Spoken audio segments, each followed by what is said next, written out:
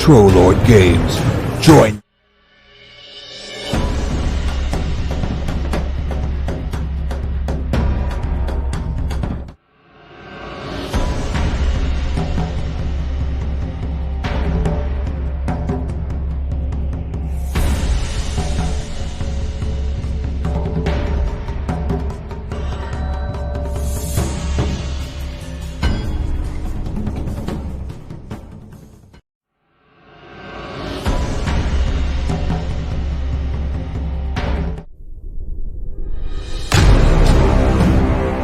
Trollord Games.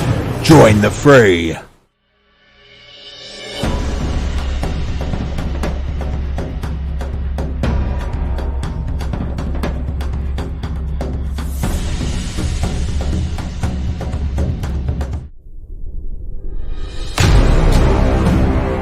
Trollord Games.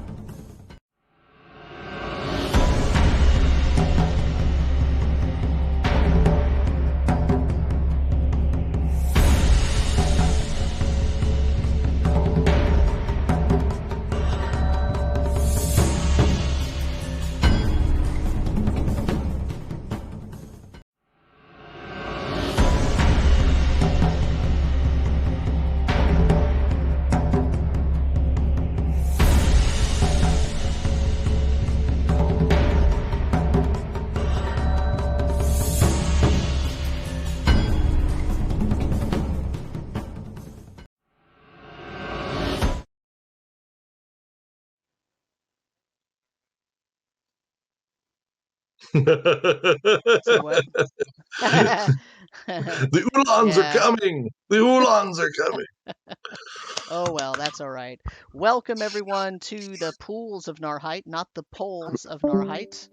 Uh-oh, who'd we lose? Oh.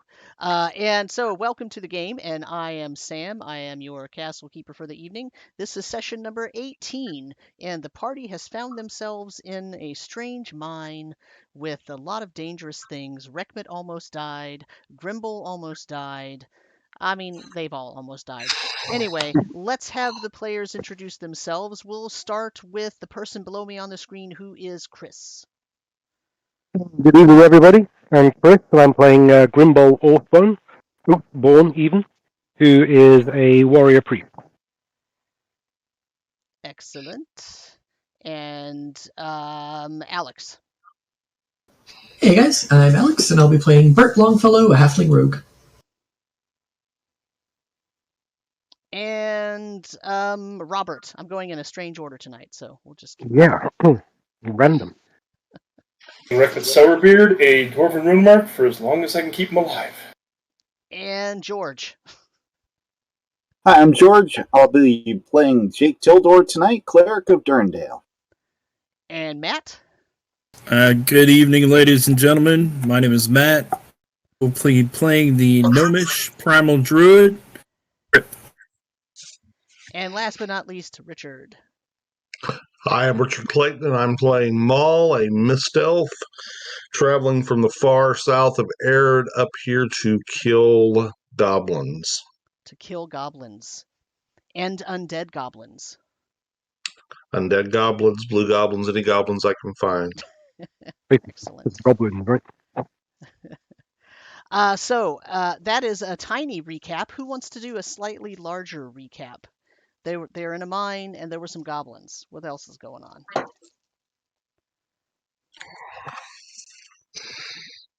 George, you got it? No, I'll let you get it, Matt. You're next week then. So let's see. After curing Reckmit, the surveyors came over to find out what's going on. The group convinced them to enter the beginning of the mine and begin their survey inside. Balak protested. It would be unprotected, but Trip convinced him that he could place a spell on the entrance to notify them if anything happened, which was totally untrue. The group returned to the Dwarven door, and repeated the phrase to enter. Saw the purple fungus and began to creep out into the hallway. So Maul dosed the fuzz with oil and lit it on fire, causing the fungus to retreat into the room and burn.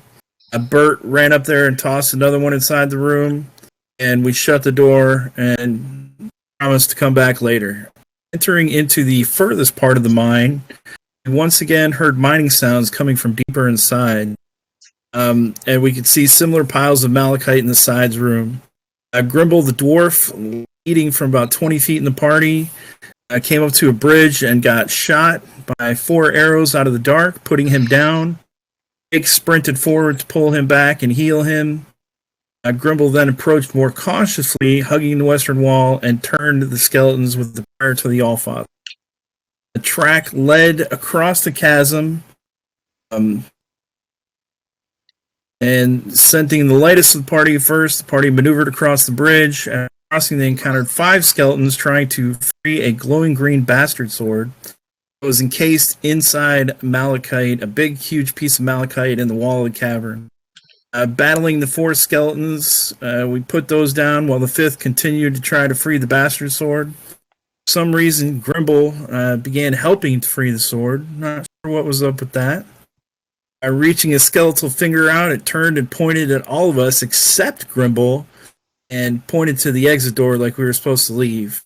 It wasn't going to happen, but after a close battle, we defeated all the skeletons, and the 5th one finally freed the sword from the wall. Before it can get a chance to use it, Jake turned that skeleton, causing the gems in the eyes to drop to the ground. Grimble healed Reckmit and detected the sword emanating a ton of evil magic. And the eyeballs a little bit, contemplating what to do with these unholy artifacts. Before we could decide, Maul reached down and picked everything up. Crossing back across the bridge with the intent to return to the surveyors and bed down for the night. And Jake and Maul ended up being the last 2 to cross. The sword that Maul is glowed brilliantly in Jake's presence alone. Those were the last 2 to cross.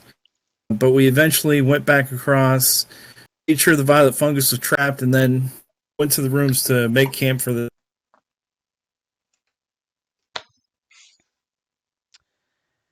All right. The only thing that's missing from that wonderful recap is that there is a discussion regarding whether or not you should be filling up a mining cart with some of the malachite that you have seen laying all over.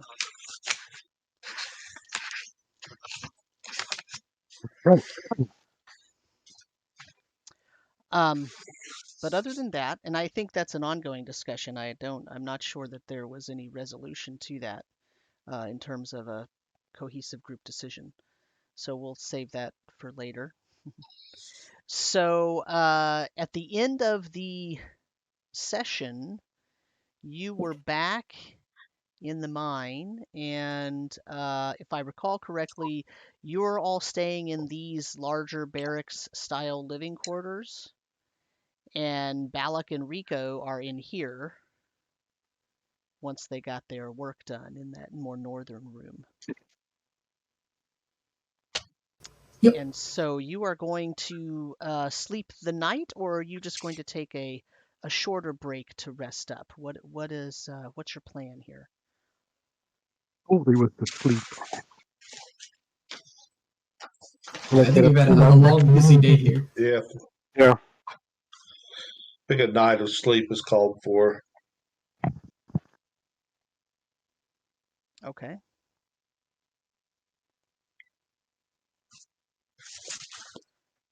Should one of us stay out by the horses? and We Daisy. brought the horses in, didn't we? But aren't they out by the mining carts? Well, I'm thinking like whoever's on watch maybe should sit by the entrance to the cave to see if anything is approaching. Right. Yeah. 'Cause, I mean, we're pretty sure that the rest of the mine is safe besides what could creep out of the Dwarven door. But if any skeletons are returning, then they're going to be coming from the end. Are we sure of this? I don't know anything. Well, I don't think if there are skeletons that we haven't found or additional ones come in from somewhere, I don't think they'll mess with the horses. They haven't ever done any of that yet. But, like, put a torch out there and then just keep an eye, look in here every once in a while. I think maybe Maul should have someone on guard with him, only because we don't want the Eldritch Goblin to come back and take the sword from him. So might need some backup. Only because you're afraid he might need backup. No other reason. Oh, yeah. We already lost the cup. That wasn't him, though. That was Bernie. That once again a member of our party inadvertently and inadvisedly picked up. Well, I mean, we lost the cup, but if so, let's say whatever this goblin is searching for is some kind of items to resurrect Narrheit or something. Want to let him get as least amount of items as possible. Does Narrheit need to be resurrected? No, you'd have to ask Jake. Maybe when you're on watch, he should leave the sword in here, so that it's with most of us. It's all right. I'll take care of it. So what you're saying is you refuse to put down this evil sword that we're worried is going to corrupt you. What evil sword? Uh-huh. Okay, group, I think we have to have a discussion about the sword. Yeah. Jake, you're the expert. You tell us. What should be done with this? Well, we have to clearly take it to a library or something. Wrap it up, take it to a library, and get it examined, or to a sage. So is it your expert advice as a cleric of Durandale that none of us should really be holding this item at this time, and we should really keep it protected and hidden away until we know what it is? According to Statute 329, glowing magic swords should not be used until properly identified. Possibly go wrong. Better way to identify them than to use them. Statute Do you have any, 329. Hold on, let me write that down. Yeah, I'll write that down myself. it's in the back of the CKG 2. Right. But I will explain again to the party how how violently ill I felt with the discovery of the sword, and how a sword has never made me feel that ill. That there is some supernatural force behind that. Do you have any holy water, Jake? We could try pouring some on, just see what happens. I don't believe I do. I think we used it all up in the, oh my gosh, like session 1 or something, or session 2. Yeah, I know we went through a fair amount. I don't know if we had any left. I think you used it all cleaning the temple. Remember when We did, yeah. you took the acolytes and you cleaned up the temple, and I think you liberally applied it to Yes. all of that Okay. area. Reckman never gave his up. Oh, will you let Jake bless the sword? I don't want you to become corrupted by the evil. He's sensing something coming from the sword. If the skeletons wanted it, obviously must have nefarious purposes. Isn't your allegiance and friendship to us? To me? Well, Reckman let will you very, use the very, sword. very questionably handing it over to to Jake. You want me to bless the sword? You're a holy man. A man of the powers of the world, not some Durandal Oh. radical. Oh, not the powers of the world, the powers of nature. Powers of nature? Set the sword here on this blanket, and I'll inspect it.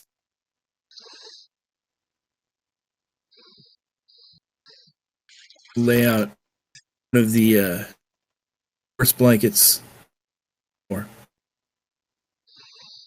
Hmm.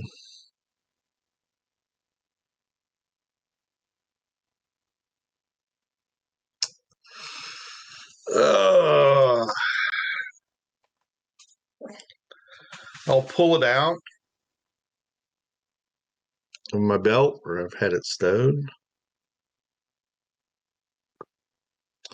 I'll hold it for you. You can examine it all you want. So. Are you incapable of releasing the sword?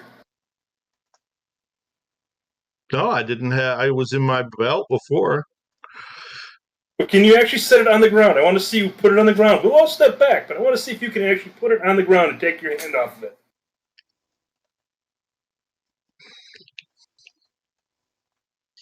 Okay. So,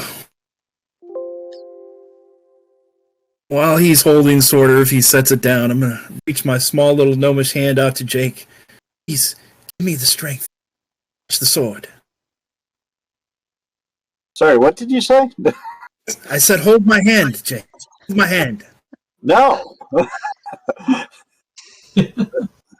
That is not a wise move at all. For a moment, so we can get a sense of the sword. Tomorrow I can get a sense of the sword. Oh, will you wrap it up in this blanket until Jake has had time to rest and recover? No, I'm not going near the sword. I believe I made that abundantly clear.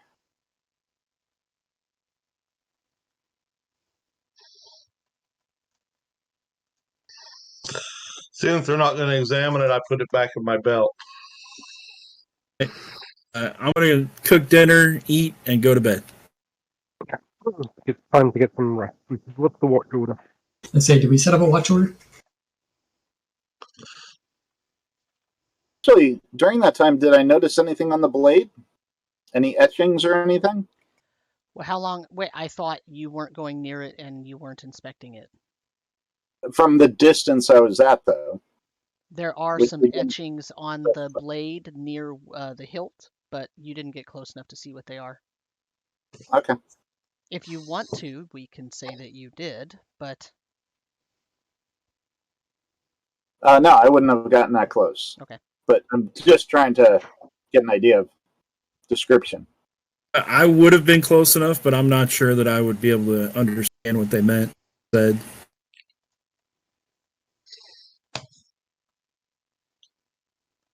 Depends on if they're a script you know. It's not script, it's pictures.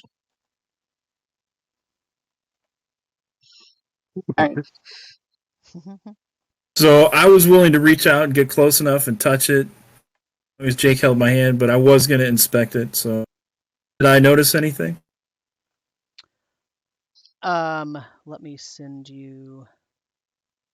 If he comes back over, I'll pull it back out and let him inspect it. I'll hold it up for him, show it to him, let him touch it. Whatever he wants to do. Would like to touch it, but without holding something more holy than I. Religion of nature can be one way or the other. It's not good or bad. You are holy enough.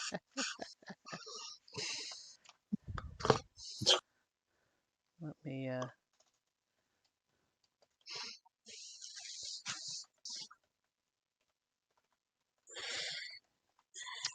Let me send you a direct message with what you see.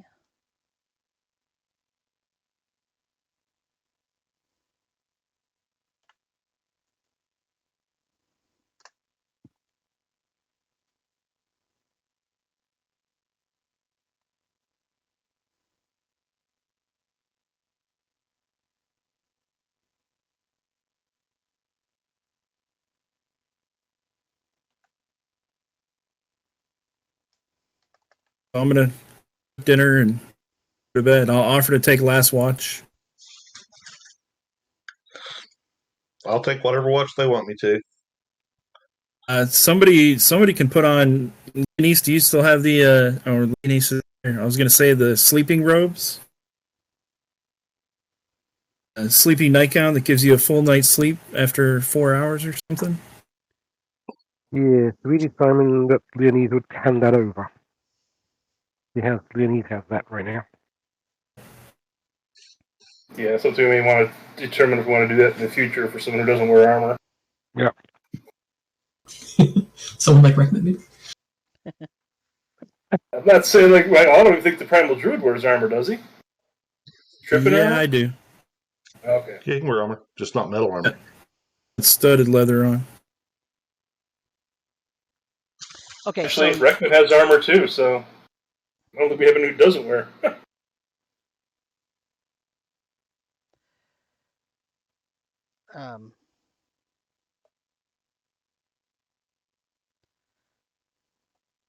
Jake, would you like to be echoed for the evening?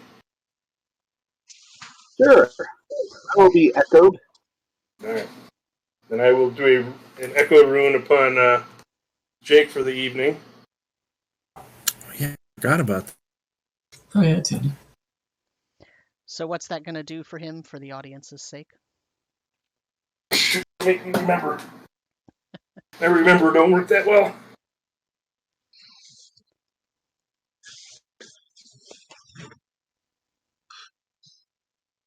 I believe he is able to sleep, and a shadow figure of him will remain 10 feet from the user, and watching, listening, and smelling for signs of danger. He can use the senses just as the host source would, including dark vision, which he doesn't have. The moment the echo detects something that the host would normally construe as a threat, wakes the host source while collapsing in on him at the same time, so that the user wakens. And so are you setting a watch order, or are you just going to do that to someone and have them watch the whole night? What's your... I think we're going to have a watch order and have Jake sleeping. Okay. Okay, what's the watch order? Okay. Double barrier. Trip's gonna go last. Okay. Bart can go first. I'll take the middle. Do you want 3 watches or 4? One of us should probably be on watch with Maul, so I'll take that watch with him. We could do a 4th watch with Grimble, or would that mess with spells?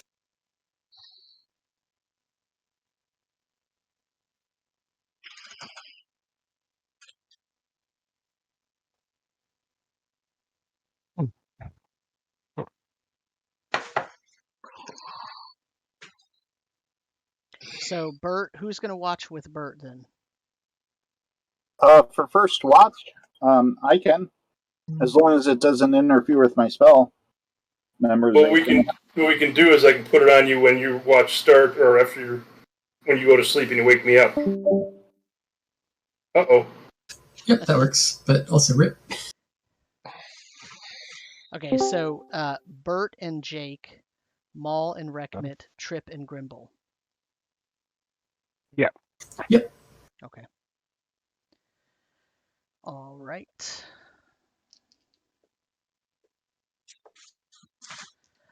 So the evening passes, the night passes without any disturbance other than when the 2 surveyors get done with their tasks. Remember, they weren't ready to go in yet. And when Balak and Rico repaired for the night or went for the night into the foreman's office to sleep, they made quite a bit of noise outside. But you immediately understood what that was. And the person who's watching is actually out where the horses are, right? Yep. Yeah. So, yeah. So nothing of note occurred other than Balak and Rico making a ton of noise. during the last watch, Hmm. I'm supposed to wake everyone else up. I'm going to wake Jake up like 5 minutes early, then just pull him outside of the barracks area and describe the images that I saw on the sword. Don't know what they mean, but this is what I've seen on the sword. Should I say it out loud or should I just send it to him? You can say it out loud. So on one side, there's an image of a man with his hand on his chin, as if he's pensive and in thought. On the opposite side of the blade is a man with a puzzled look on his face. Next to it, the image of a chalice made in bone, similar to the one that was stolen by the goblin.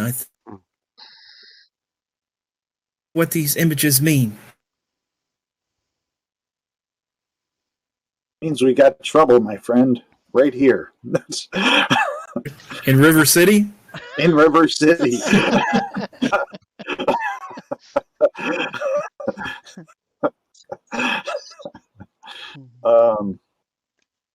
Wow. We need to take action on this then. Type of action. Sword going to hurt him? No, we won't hurt him. Was the sword going to hurt him? I don't know. I'm not a sage. We need to get this item in the hands of someone who will know.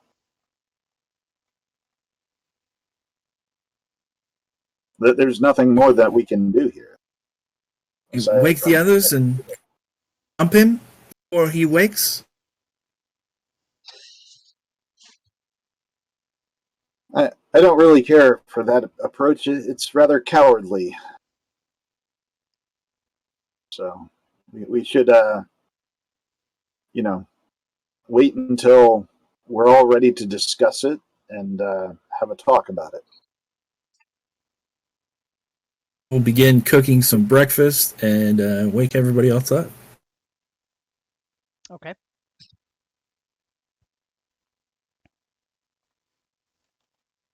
Okay, so everyone's awake.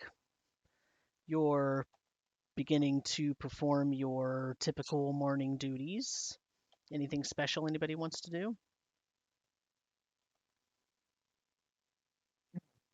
Hey, Trip, what did you make for breakfast this morning? Same as you do every day?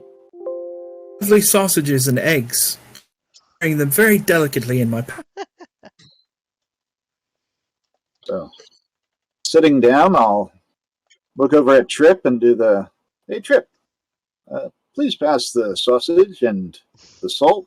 And, by the way, the sword has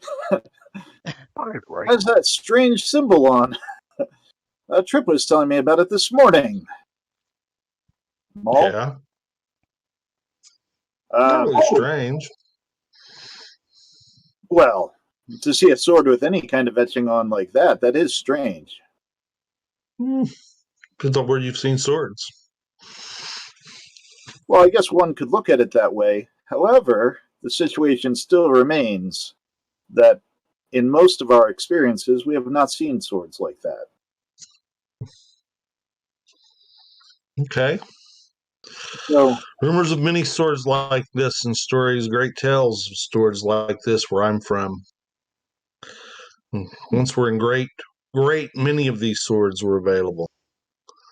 so you're familiar with this sword then? Not this particular one, but the type that glow and have etchings. But the fact remains that the etchings are a bit odd. And the cup. Trip, didn't we see that cup before? I believe so. Wasn't that the cup that the goblins took?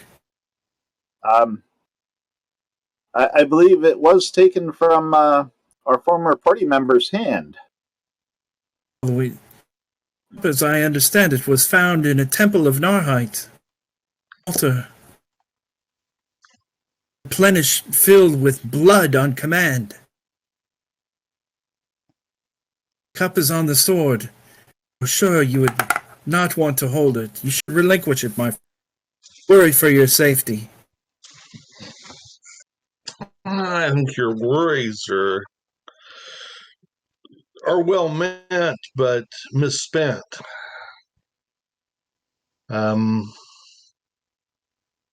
It's a good sound magical sword, and I'd like to keep it and use it. Samuel, I saw your face. I know it didn't fill with blood. That was just for story effect to get him to let it go. I didn't say anything. I was wondering No. if anybody else was going to correct you. Apparently not.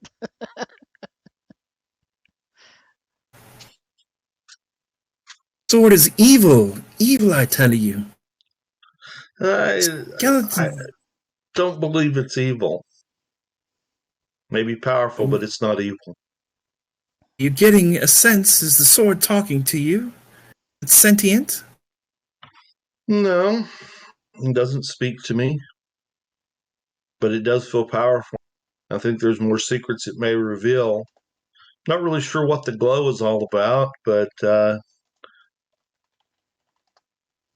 don't think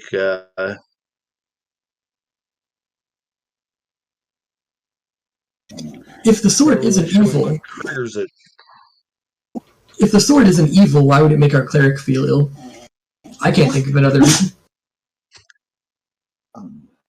Why would an evil sword make your cleric feel ill? He is good. Yep. It's corrupting his Nobody else in the presence. party is good, then, you're telling me. Some of us more than others. Jake is to the highest degree of us. I mean, the fact remains, if the entire party, for your care for us, if we voted to wrap it up until we got it inspected in town and then give it back to you, comfortable with that? I'd prefer to use it. Understandably so. A There's sort ways of to have a good weapon to use and to put it away simply based on feelings, no evidence. the feelings of I have all of us. evidence, Maul. What evidence? This sounds exactly like another font of Narrheit, and we know this isn't good. But you're choosing not to listen to us. Those of us have an experience with this. No. I'll stomp back by the horses and just take care of my. What about Narrheit? I mean, Narrheit isn't evil.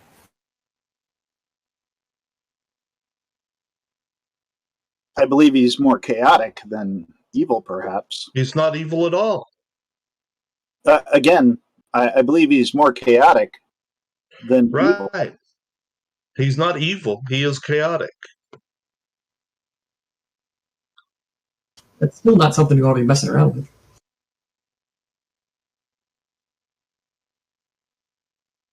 Look, if we put it to a vote, will you go along with what we vote? So, Just to put everyone at ease? I will reveal that the chalice in my studies, the chalice was one of the fonts of Narrheit. And it's rumored that each of the fonts have a corresponding weapon or item referred to as the Truncheons of Narrheit. So, the fonts are vestiges of the essence of the god that he shed when he was imprisoned and being tortured. So it's parts of the actual god that are in these items, like his pure essence. What happens if the items are joined together?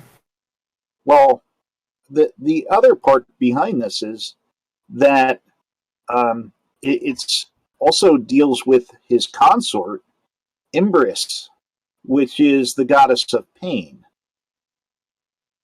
So we're getting very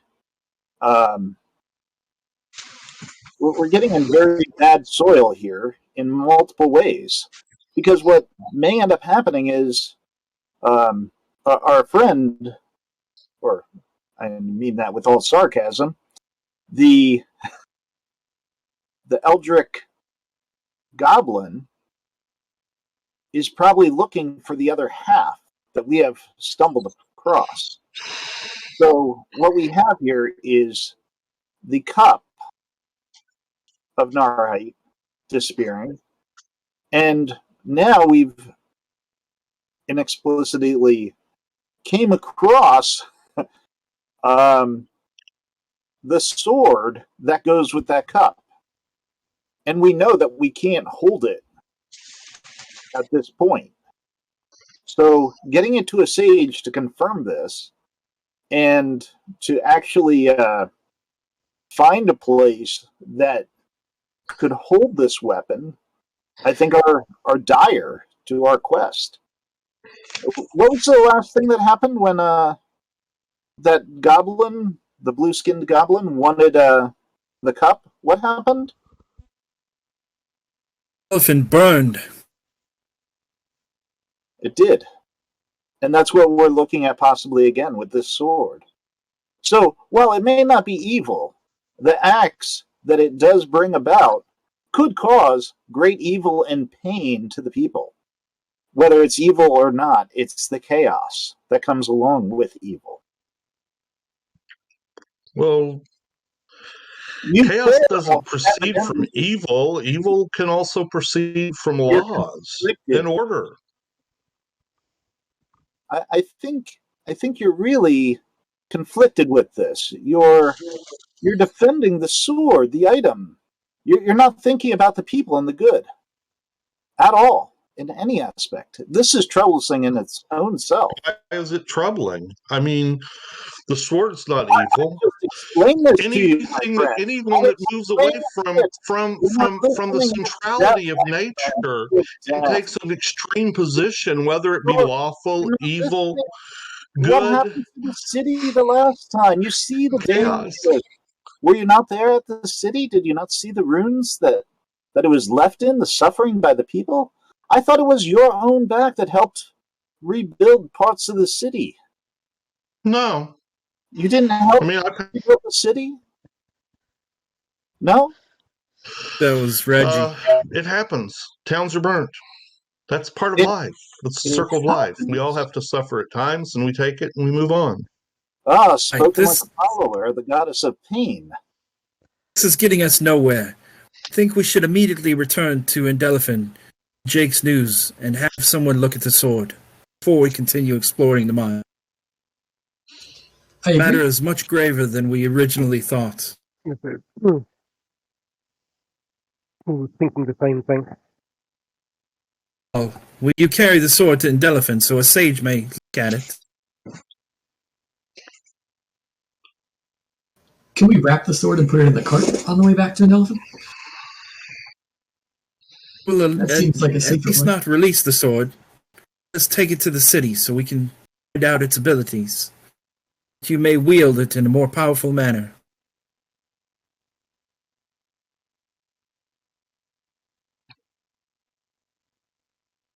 Okay. That's where you want to go? We can go. I'm going to go tell Balak and his other buddy, got his name, that we're headed back to the... If everybody's okay with it. Yeah. Yep. Go quick. We know where we are now, so it's probably a relatively quick, it's a much quicker journey. Balak says, wait 1 minute. We have not finished our survey. We haven't even gone and gotten to the quarry. You yourselves have said you haven't even finished cleaning out the mine. I thought you were going to spend another day or two on the mine, and then we were going to have time to finish the survey of the road, and then we can go back and perhaps later go back and get the quarry. I understand, my friend. Circumstances have changed, and you can either stay here and continue your survey or return with us. But either way, we are returning. What circumstances? We are still running our survey. Circumstances have not changed for us, and we're in charge. At that point... Wait. Aren't you the ones who wanted to leave as soon as we got here? I'm confused. Once you said you were going to go through the mine... Balak. I don't know what you're not doing. flip-flopping. Once we found the mine, I understood that this was exactly where the Baron wanted to find out how the road could lead us here, and so now we're surveying it. It is inappropriate to leave. We've already found the mine. If we return now to tell the Baron its location, return to Indelphin, a shorter route, and they can work on establishing a road while we continue on to the quarry. This Fine. will further the Baron's purposes much faster. We will pack up, and when we give our report, we will talk about how you tried to stop us from doing an appropriate survey at every step of the way. Understood, my friend. Would you like some breakfast? I've cooked some for you. No, I'm going to go pack my things. He turns and At walks that away. point, Jake will walk over and attempt to spin him around, and with his finger just like drive it into the guy's chest. You know, that big, strong poke, and be like, "You write whatever on the report. I don't care about your report." Every time you tap him, he kind of steps back a half step every time. That would be the intent, yeah. Good. You see rage in his eyes, but he does not talk back to you. He just turns and goes on his way again. Very well. Somebody needs another bath to cool off, I guess.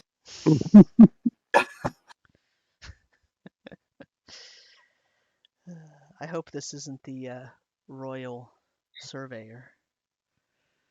Jake was going to slap him.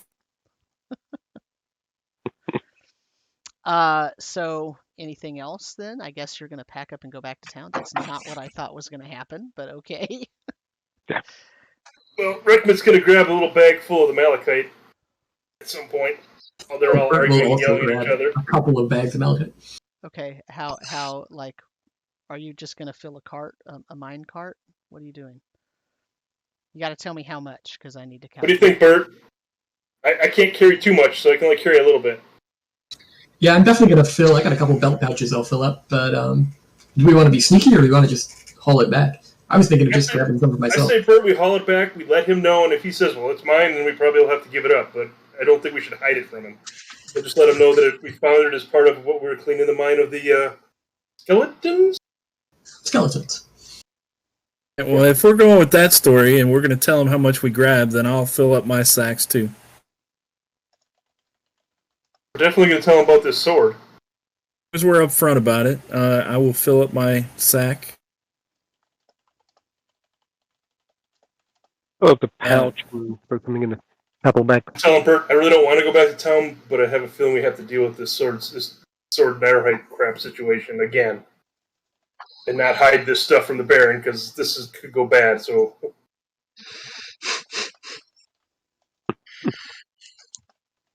I don't need my town burning down a second time. Yeah, what's with that? Yeah. This time they might get the homesteads.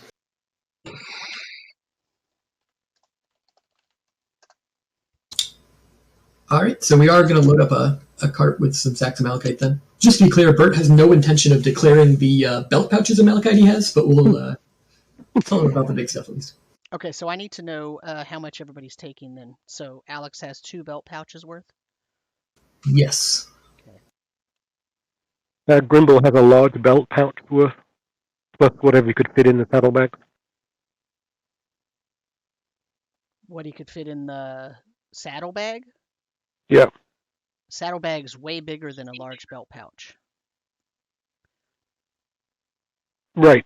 So he's going to fill up his belt pouch anyway. Okay, so you want both, a saddlebag full and... okay. Yep. All right.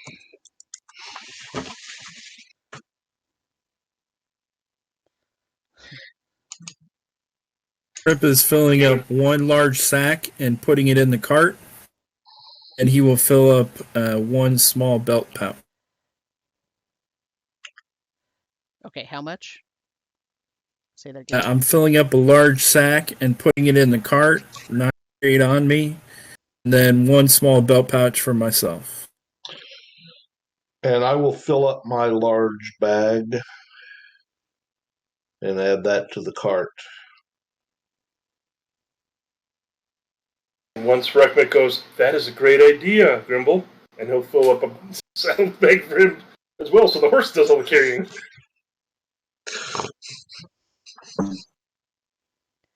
So, so Recknett took a saddlebag full and any belt pouches? No, he's too weak for that. It was going to be hard enough. Okay.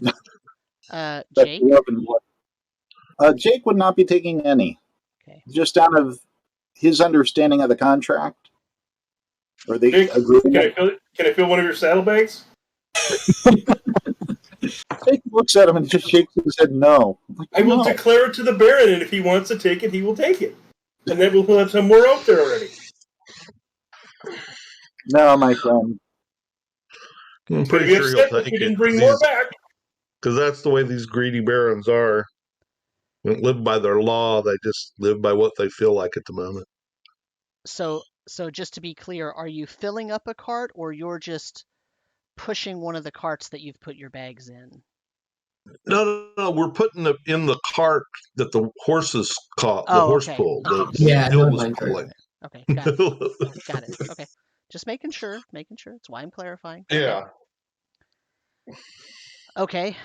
So it takes about 2 hours for you all to get everything, all your camp broken down and get all your stuff settled and to fill up your pouches and do all of your spell studying and all of the sort of morning things that you need to do. Takes a couple hours. It also takes a couple hours for Balak and Rico to get their stuff ready.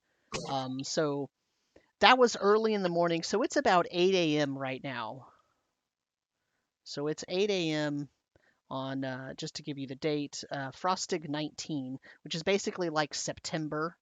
So it's like September 19th. It's about 60 degrees outside right now, but it's a sort of clear, fresh, refreshing day. Okay. And so when you're outside, there's a lot of bright sunlight, and you're imagining that when you get out of the forest, you might be able to see quite far from the top of the low bluff that you're on. And so you're just going to make your way back to the to town. Is that what I'm to understand? Let me throw up a regional map here for you. Thinking we should try maybe going around the opposite side of the woods Yeah. this time, just to Yeah, see if there's a better route. Rick Go was around going the to other ask way. Balak if he wanted to try and find that route, follow the road back that way. Wouldn't we be best to head back by the road, trying to trace it back? That way we'd at least have that covered. Necessarily, because Baron wants the shortest route to the mine. We already know that route. Okay. So on this map right here, this blue line here, let me get my pointer. This blue line here is the path you took. The red is the old road. Right. And then where it branched. And the mine, I'll put an X where the mine is here. Or maybe I'll put an M. Whoops. So now we've found the old road. We should. We should follow the old road back, is what I'm thinking. Mm-hmm. And this old road doesn't look like it was built for the quarry stone, right? Right. It didn't seem like it had ever been used, at least not recently, to. So we're not sure what the other branch does, but we're probably still looking for the quarry. Yeah. Mm-hmm. Okay.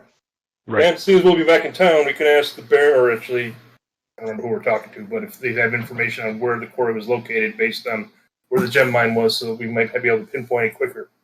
Mm-hmm. So what path are you going to take back then? You're going to take the red road? Yeah, the old red road. Yeah. Okay. When you get to Goat Hill, what are you going to do? Are you going to go around to the left or to the right? She goes It all was- right. Does the road continue? Yeah. So head towards Shepherd Hill. Gonna go around. It looks like the shortest way, right? Unless it looks like the road goes over the hill. Yeah, the road is actually, when you get there, you're going to see it go like this. It Yeah. skirts the hill. Yeah, that makes It sense. comes down here and it meets this road here, right here, That makes sense. and then it goes back to town. We are traveling. I'm going to saddle up next to Bert for a second. Just to introduce the idea of I'm going to try to slip a pouch of gems on Alec we can say he stole them. It seems like it's asking for trouble. Just thought I'd bring it up to you, see what you thought. It's not a bad idea, but maybe hold off until after we're over the quarry. On the way back from the quarry, I'll think about it. But...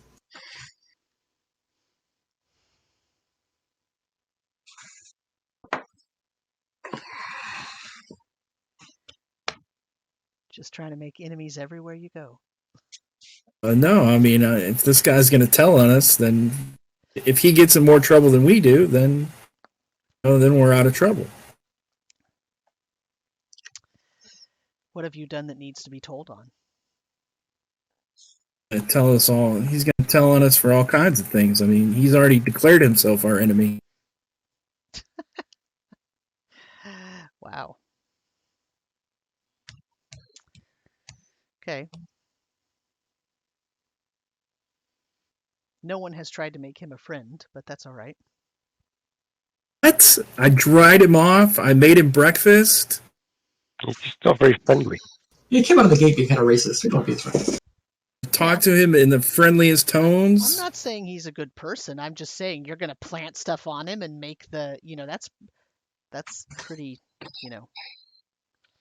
I was just in case. I just wanted to see what Bert thought about the idea. Throwing it out there as a possibility. Give option. If you don't want him to tell all the bad stuff on you, you've got two options. You can bribe him to not put it in the report, or you can stop doing bad stuff. There is technically three options. I was just gonna say. What bad stuff? We're doing what we're supposed to do. Yep.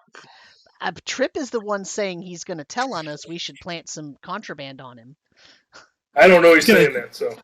He's going to tell on us. He's going to make things up. I mean, obviously, in his head, we're doing not the right thing, is what I mean.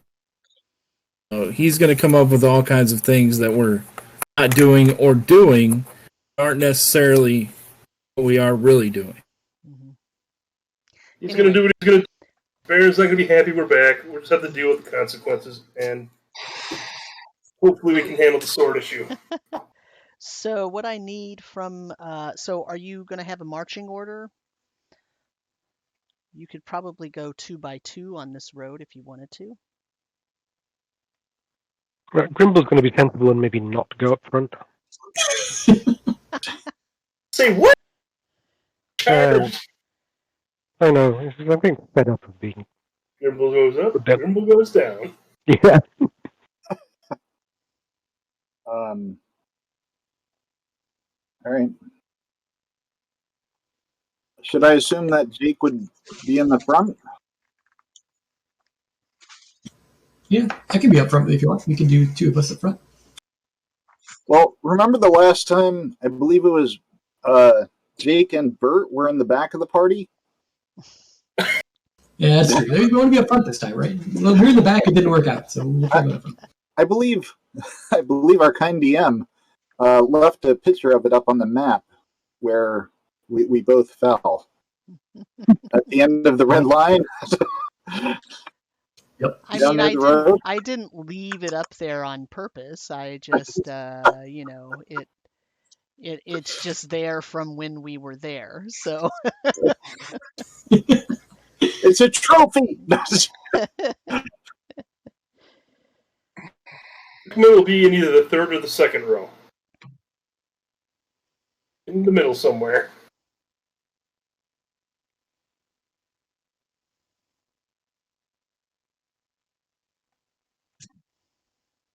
You're riding next to Daisy. Balak. Giving him company, singing him a song. That's nice of you.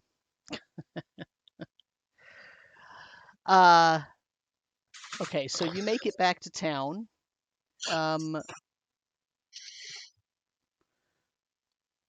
But what are you going to do now that you're back in town? Where are you? And by the way, this stone road, as you're sort of getting back into town, when it gets to about right here, the road just kind of ends. Like it's so degraded down here that you can't tell that it's there. You can tell now because you've now been following this path, but you can tell that it basically falls apart. It's almost like it's been removed. Like from this point right here, where my marker is, it started to get removed. So this whole area here, I'm actually gonna color it in black because it's the part that was removed. Does the stonework that we see on this road before that, does any buildings in town have the same type of stonework?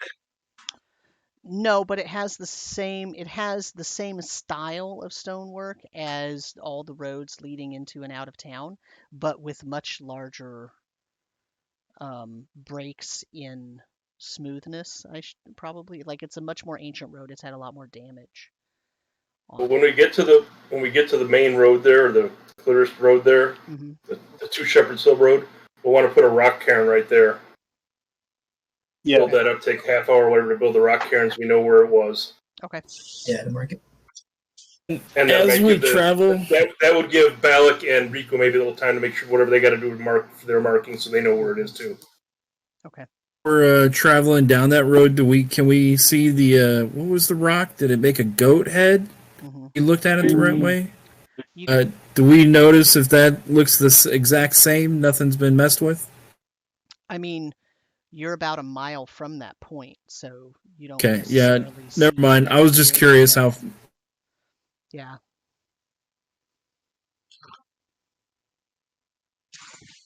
So anyone remember who we're supposed to be working with? I can't remember his name now. I know it's in my notes somewhere and I can't find him.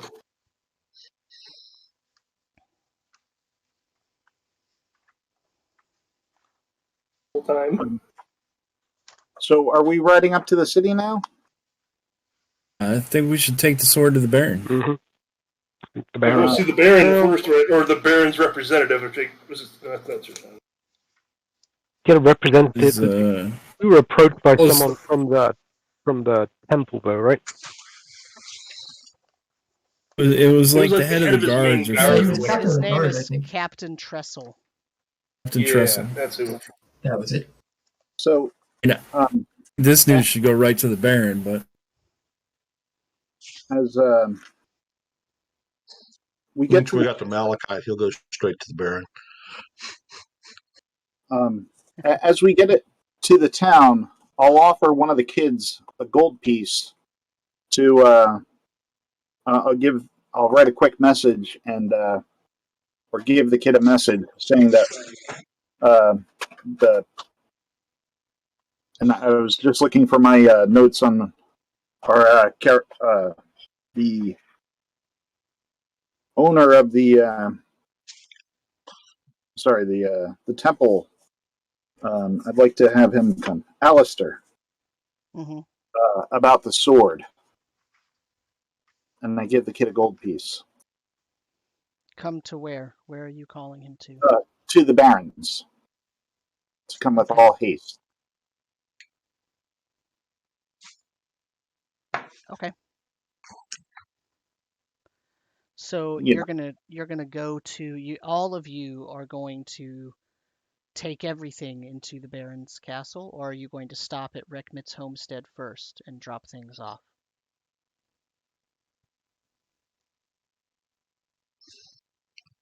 we're gonna go right to the Baron's house. Yeah, I'm gonna go straight to the Barons because the prospect or the surveyors will snitch on us if we drop stuff off. Very observant.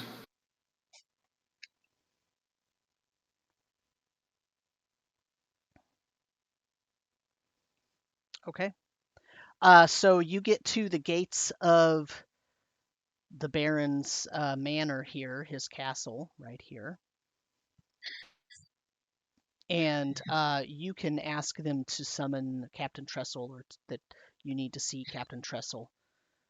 And they know to get the captain for you. So they say, wait here, and run off. How long have we been going? Was it 3 or 4 days? 2 days? 3 days, I think, right? So you left, and you traveled, and you stopped and rested for the night at the edge of the elevation change. Then For 3 you days, right? traveled, and then you explored the mine, and then you rested last night, and now you're coming back. So this is day 3.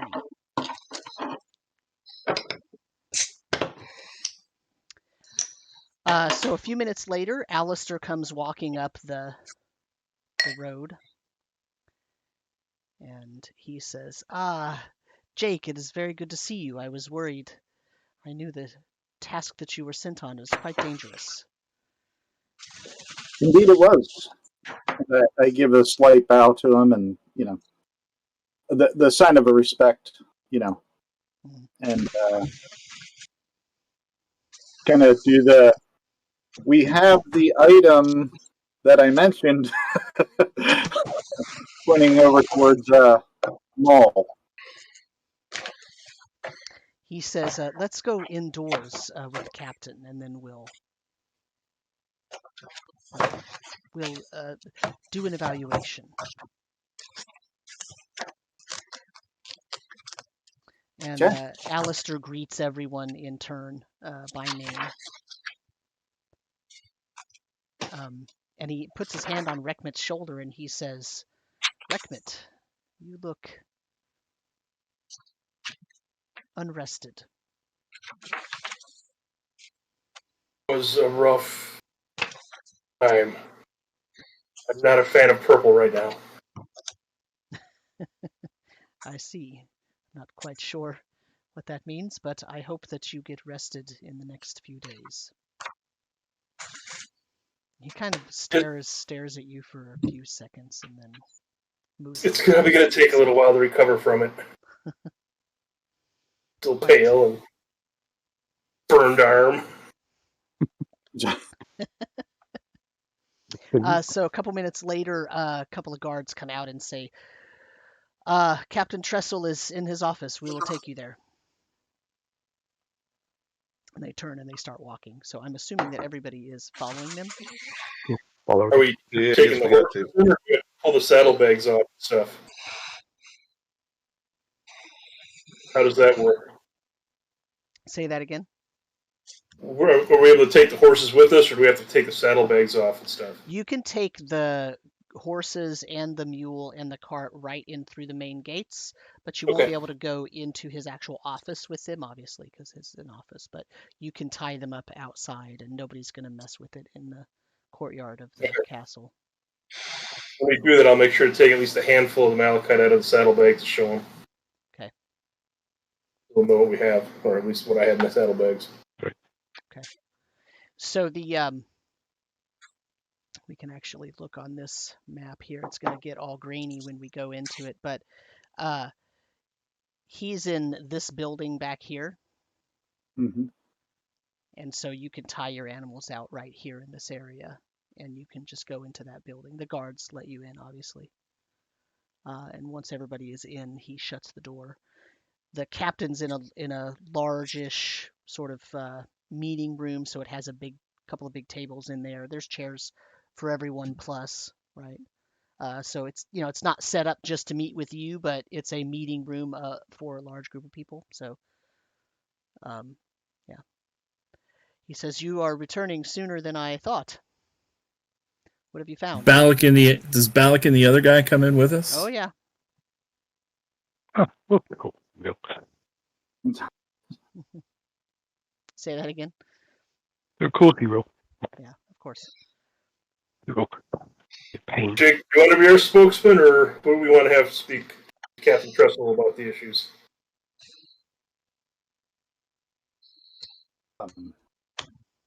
Jake can. Trip? Jake will start to mention our story of our trip out there and how things went, and go about how we went into the dungeon, the mines, and that we found the skeletons, the encounter, skipping past the purple fungus and that kind of stuff. Going directly to the point about the skeletons mining. Mm-hmm. Do you mention the Dwarven door? No, I wouldn't. Okay. I would just be skipping. like, to me, the priority is Mhm. the sword. Okay. And I mentioned that we have a sword in our possession, which I believe to be the essence of Narrheit, and the goddess of pain. So, As well. Captain Trestle says, "Why are you bringing this to me? I thought the job was to survey the road to get to the mines, to get them open, to clear out the mines, to get them open, and to clear a road to the quarry to get them open. Wasn't the deal that whatever you find, you get to keep? I don't care if you keep the sword."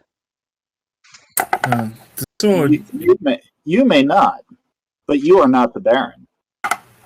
sword goes along with the chalice that the goblin stole when the town was burning. So if the goblin burned the town just to get the chalice, what do you think he will do to try to get the sword? Basically, Captain Trestle, we believe we've cleared the goblins out, that we'll have to do a double check. Based on what we found previously with that chalice or whatever it was, our concern was that there was more going on and that there was something actually mining. And I put the malachite out that this is what we found from the goblins, what they were digging up there. And that sword was embedded. And our concern is what it means to the town, and we wanted to eventually bring that immediately to the Baron or to you, so that you and the Baron could at least determine what should happen with this sword, or what we need to do with it. Because I don't want Indelofen to have a problem again, but I also didn't want to be stuck out there with it and another set of goblins come. Because we found live goblins out in the field near this river north of what was it? That was the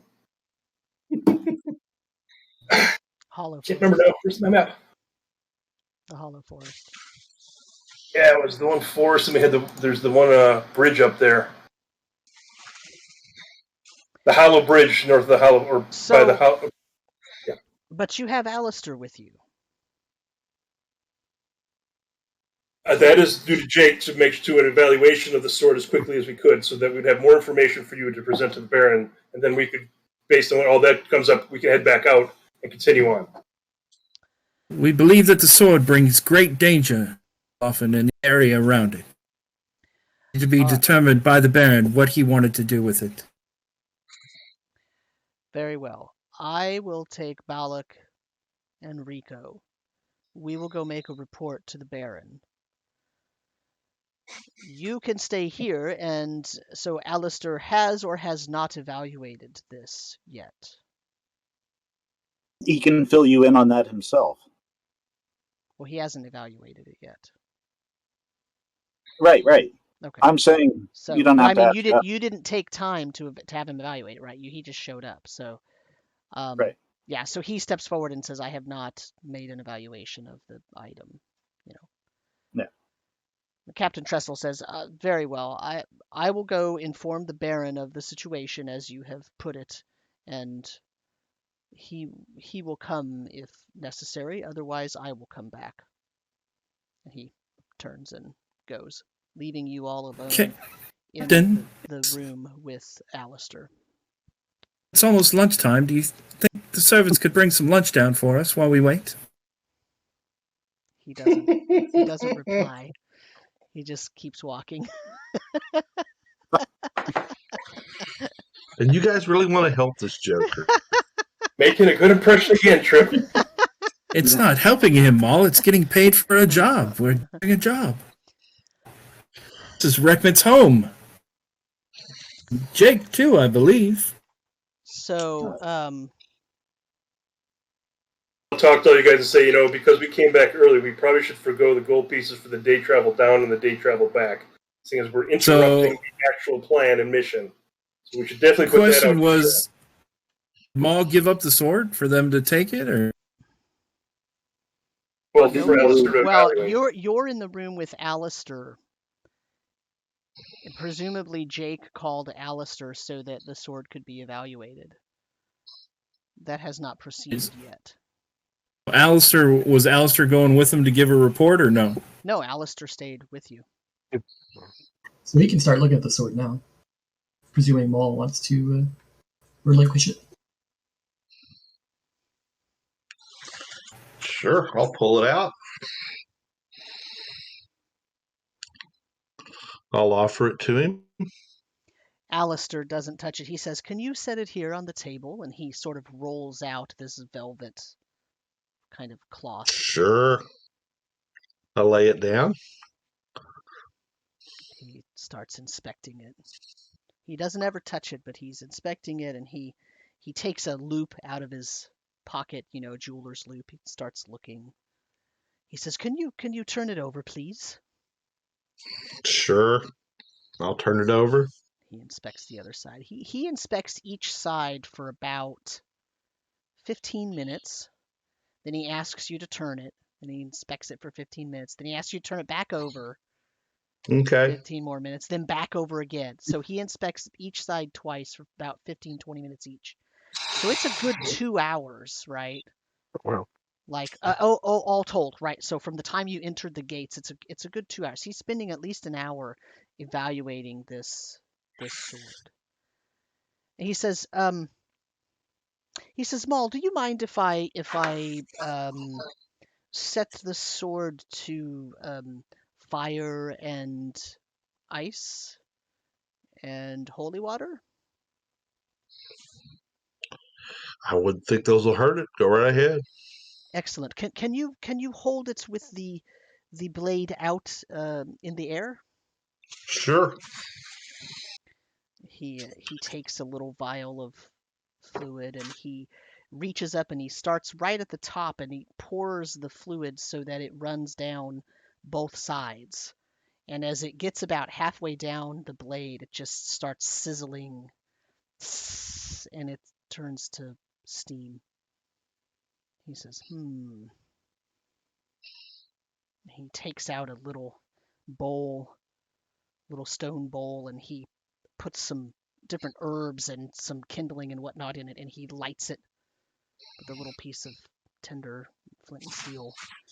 And as it's flaming, he sort of holds the bowl out in both hands, and he says, "Can you run the blade through Sure. the flames?" Like this? "Yes, please." And he's kind of watching. And as the sword is there, though, everybody notices that the sword is actually glowing a really bright green. As this whole thing is happening, it's glowing a bright green. does Jake still feel ill when he's nearby? Yeah, a slight bit nauseated. And I'll ask that of Alistair, like when the time is appropriate. You know what I mean? Not during a annoying point. Yeah. And so he I'm finishes going that. to be moving closer to the door as it glows brighter. And he does a couple more things. My little druidic friend. He puts a couple more different types of, like, there's some oil he puts on it and just does some different things. And he says, "Very well. Can you set it on the cloth again, please?" Sure. Put it back down on the cloth. He looks at Jake and he says,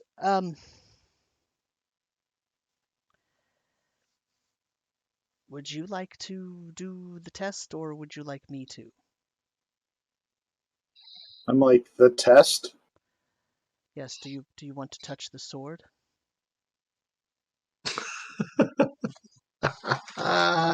I think it would be unwise for me to touch the sword, or you, perhaps. I have no He knowledge. says, "You asked for a full evaluation, did you not?" I did. Very well. I heard you ask that, Jake. I did hear you ask that.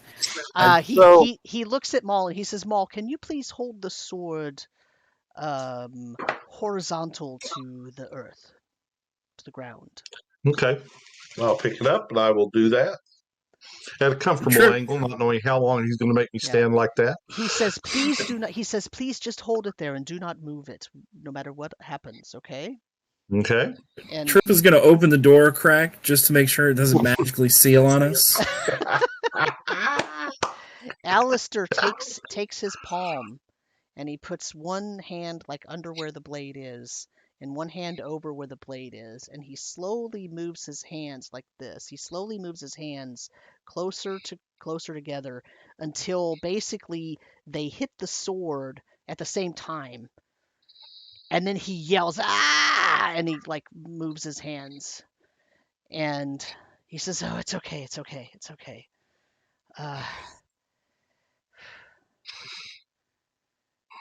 And he's sort of watching his hands.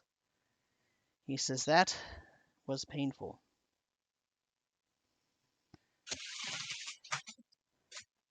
What is it you felt? He says, "Are any of you, other than Jake, are any of you inclined to extreme lawfulness?"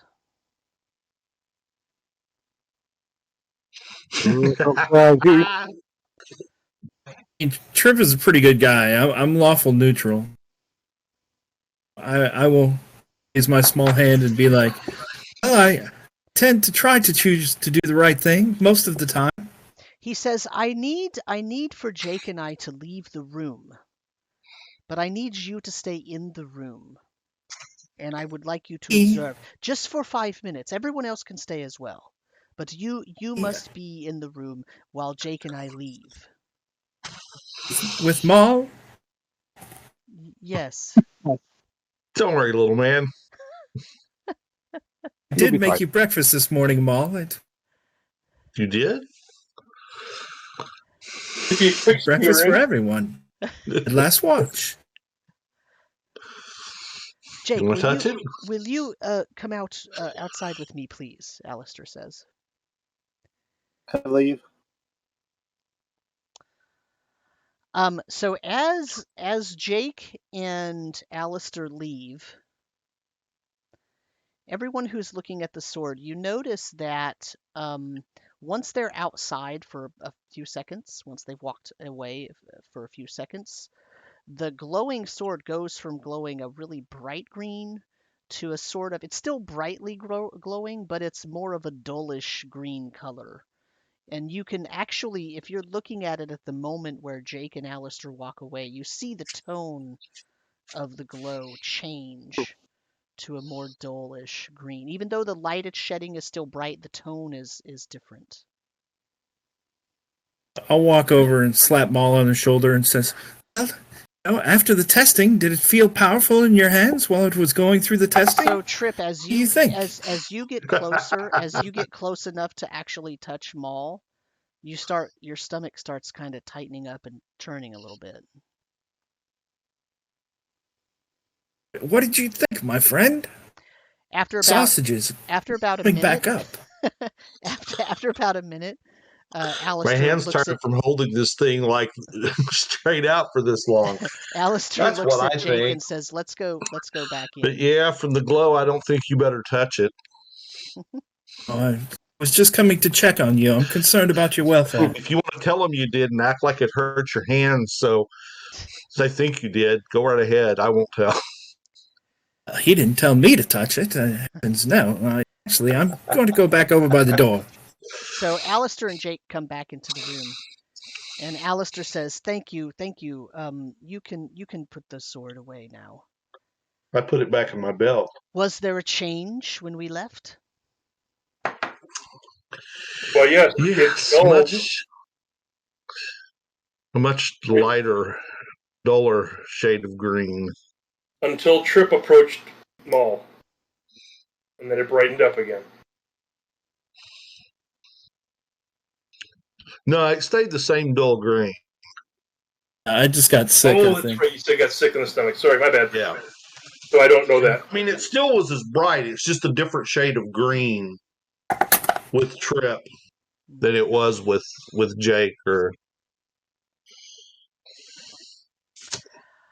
Well, I think I know what this is. I think I know what you have found.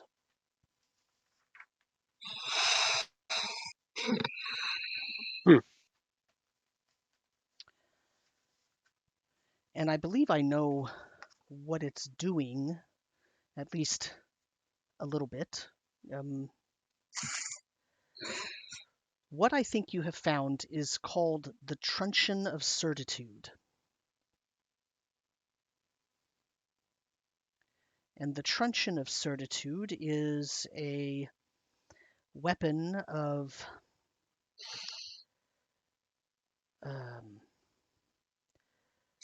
it is a weapon that has been touched by the divine essence of at least one, possibly two deific entities, and it is extremely powerful.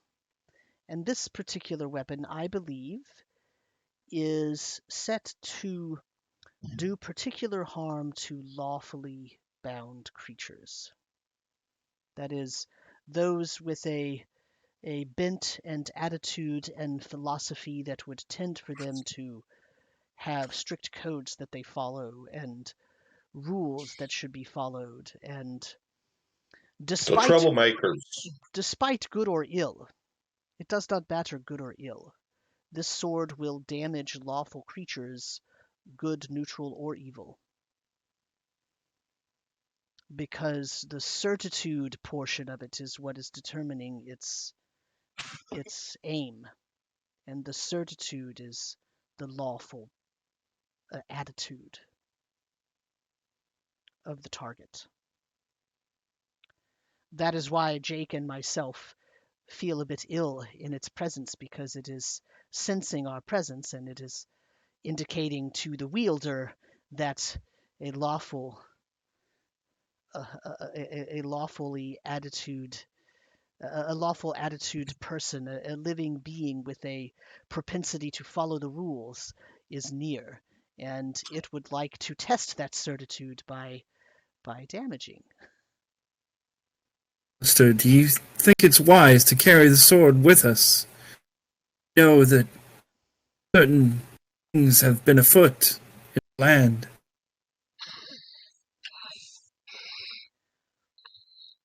Well, I mean, this sword belongs to Maul, and if it's not having an ill effect on him, I'm not sure I can force him to relinquish such a weapon. It's very powerful. Again, it is not evil on its face. Is it possible that it's Used one of the in products of rituals Narrheit? for evil. One at a time. Matt. It'd be used in rituals for evil. Sure, but so could my vestments. That is neither here nor there. Anything that I have that I'm blessed could be turned toward evil, of course. But your vestments lie safely within the city, and the sword out in the countryside in danger. It was out in the countryside? You just found it laying around? Where was it? In the mine. Discovered it's encased in malachite. A group of skeletons were mining it out of the wall.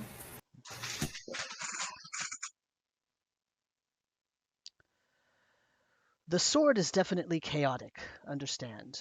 It does not appreciate the following of laws. It does not appreciate a code of conduct that is adhered to. It does not appreciate an individual who is of a certain type. But it is not evil. It is simply chaotic.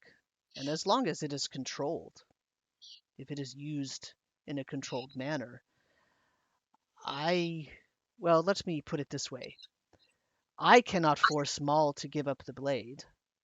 And if I did, what would I do with it?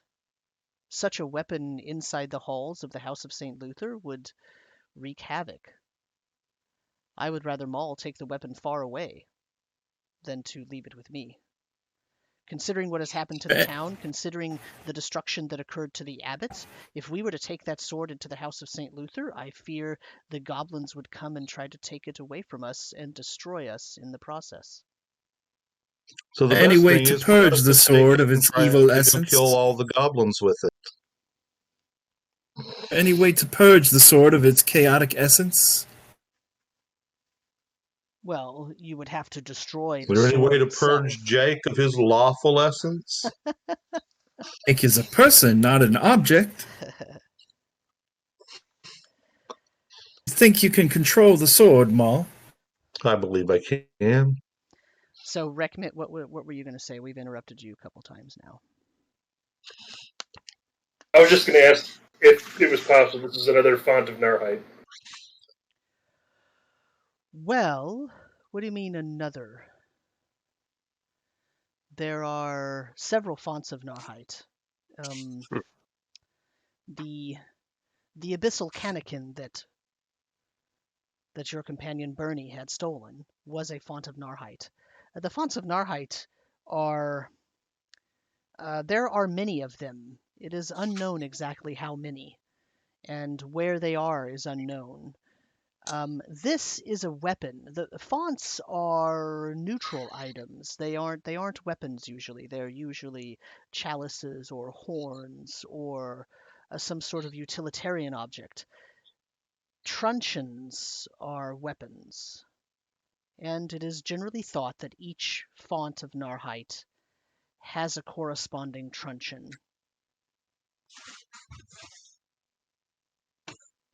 So That's interesting. would that make the Eldritch Goblin more powerful if he gets both items? Probably, if only for the fact of having in his possession 2 items with the essence of Narrheit. But this type of a weapon might actually affect him. Goblins are generally lawful as a group. They do have a leader that they follow and a code of behavior. As chaotic as they seem, they actually are lawful in manner when they are in a group. They act in a lawful manner. That's how they're actually able to survive. It's the only way that they can work together to live.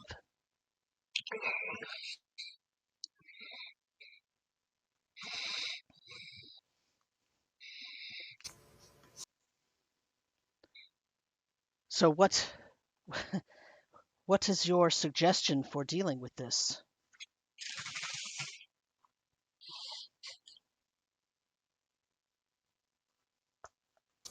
I think as long as it's not evil on the face of it, we're probably better off carrying it than leaving it in town, based on what happened last time we left a font of Narrheit in town. Attempt to track them to us rather than to the town. We may have inadvertently done what we just did before. We didn't actually have the Abyssal Canakin in the town. There was just rumor of it having been here, and we just walked back into the town with Bernie having that, or not Bernie, sorry, Maul having And we didn't even realize we had it.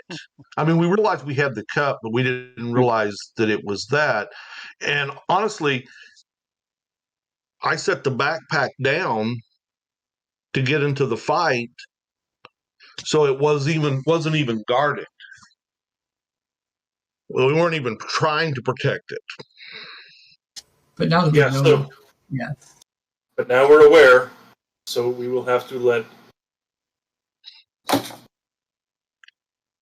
Captain Trestle aware of it, so that in case the Blue Goblin, whatever this entity is, thinks that this truncheon is in the town too. So, but we need to probably get it out of town. I have no problem getting it out of town and keeping it out of town.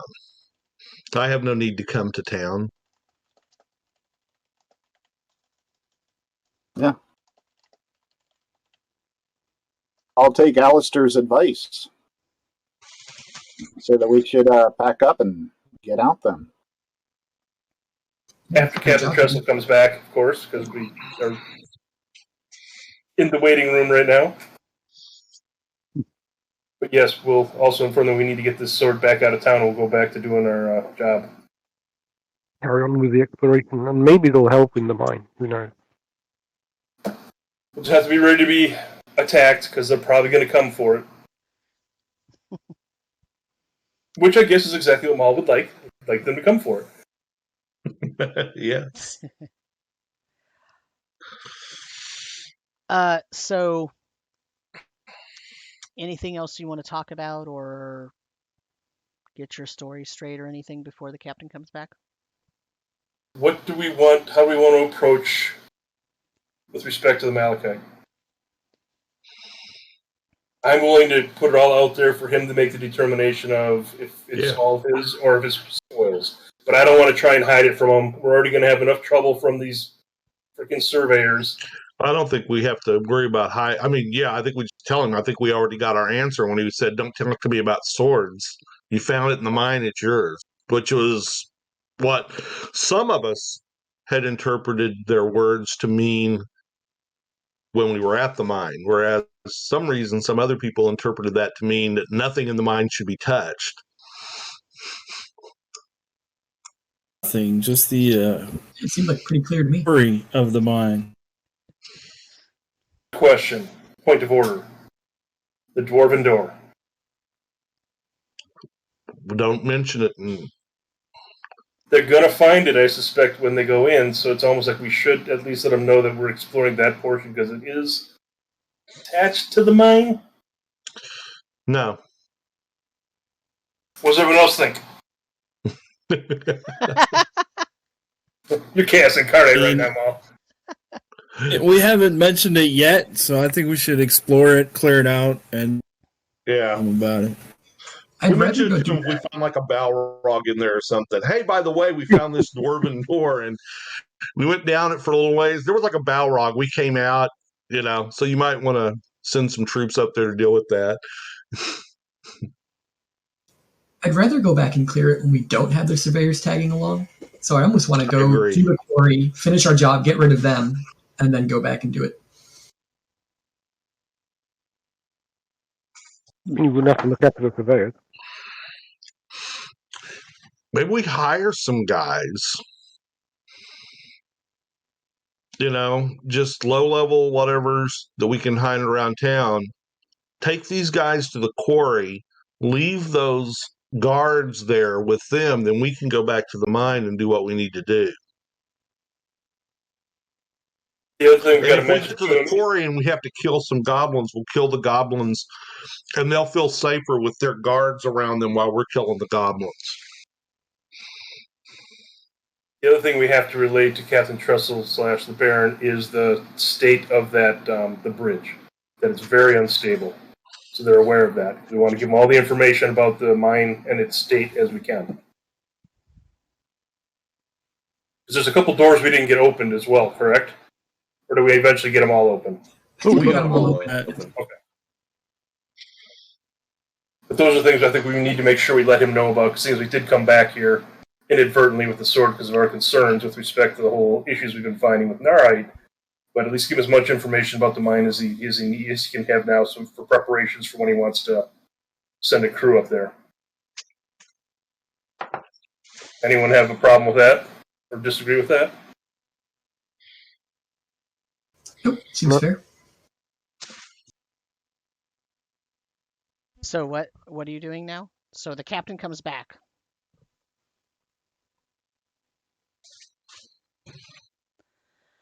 Well, the Baron... The captain, what's up, Chris? The Baron, since Alistair is here, the Baron doesn't think it's necessary for himself to come and view this item. He will request a full report from Alistair, and Trestle kind of looks at Alistair, who nods. Was there any other matter that need to be discussed? Bellic and Rico gave their report directly to the Baron. No. I think there's anything else, right? Do we... Tell him what's up, Chris.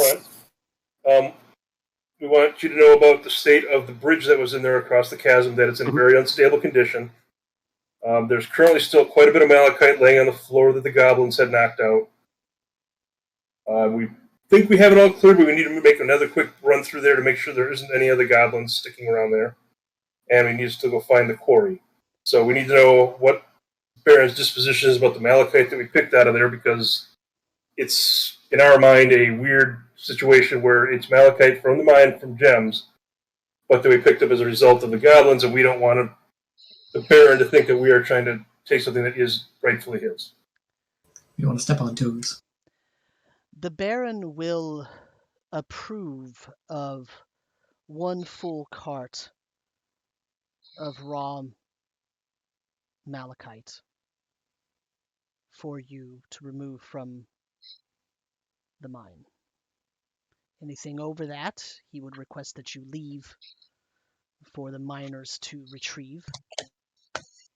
Any other item that you pick up, of course, as per the previous agreement, is yours to do with as you wish, assuming you have dealt with the sword. Yes, we're going to get this sword out of the town because we don't. Now that we have had Alistair inspect it and explain what he believes it is, that we need to need it out of the town because we don't want the goblins to come and try to take it. And that's a big concern that we don't want it here to cause any trouble for the town. The other thing we wanted to put forth was that the day's rate for today and our trip back, that we don't want that to even be considered because we know we came back in a short, timely manner that took out a day of potential work. The Baron would like you to go back to the mine and finish clearing it, but he is going to send a different team forward with the surveyors to look for the quarry. Yeah, sounds fair. Fair enough. The Okay. surveyors indicated that the mine was not completely cleared out, but because of the nature of the items that were found there, everyone thought it was necessary to come back. I understand there was some disagreement, but given the state of what's happening, the Baron believes that you made the right decision. But he doesn't want the surveyors to go with you this time, in the case of reinforcements already being at the mine by the time you get back. Very good. Very good. So the surveyors are not coming with us, is that correct? Correct. They are going to go search out the quarry with a different team. And will that be a team that's also for killing goblins or just to help escort them? Because they need to have a way to smoke signal or whatever if we need to try and come and help. I am unsure exactly what the Baron's plans are, but after a couple of days, they will gather a team to go to the quarry.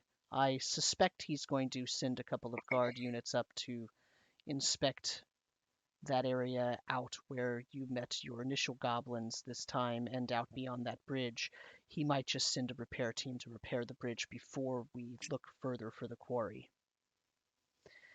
Also, he asked me to inform you, at this point, perhaps we're putting on hold building the wall because the king himself is going to come for a visit. We received word from a messenger yesterday, and so we are refocusing our efforts on cleaning up the rest of town, rebuilding all of the structures before we continue on the road to building the wall. So the quarry is not as necessary. However, it is necessary to get the gem mine operating if possible.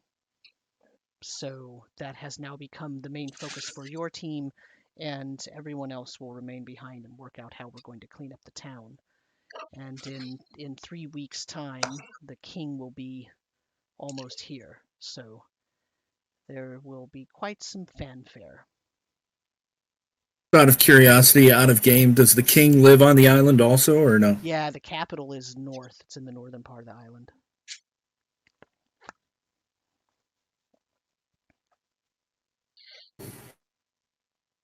Bernie's Well, back. thank you, Had Captain. So much fun. What'd you say? What'd you say, Robert? Said if Bernie's back, boy, he's just gonna have so much fun. Barons and kings, oh my! Yep. He's gonna end up in the brig, but anyway. Drawn and quartered or stuck in the dungeon, who knows? What did you do while you were training? I was chained to a wall.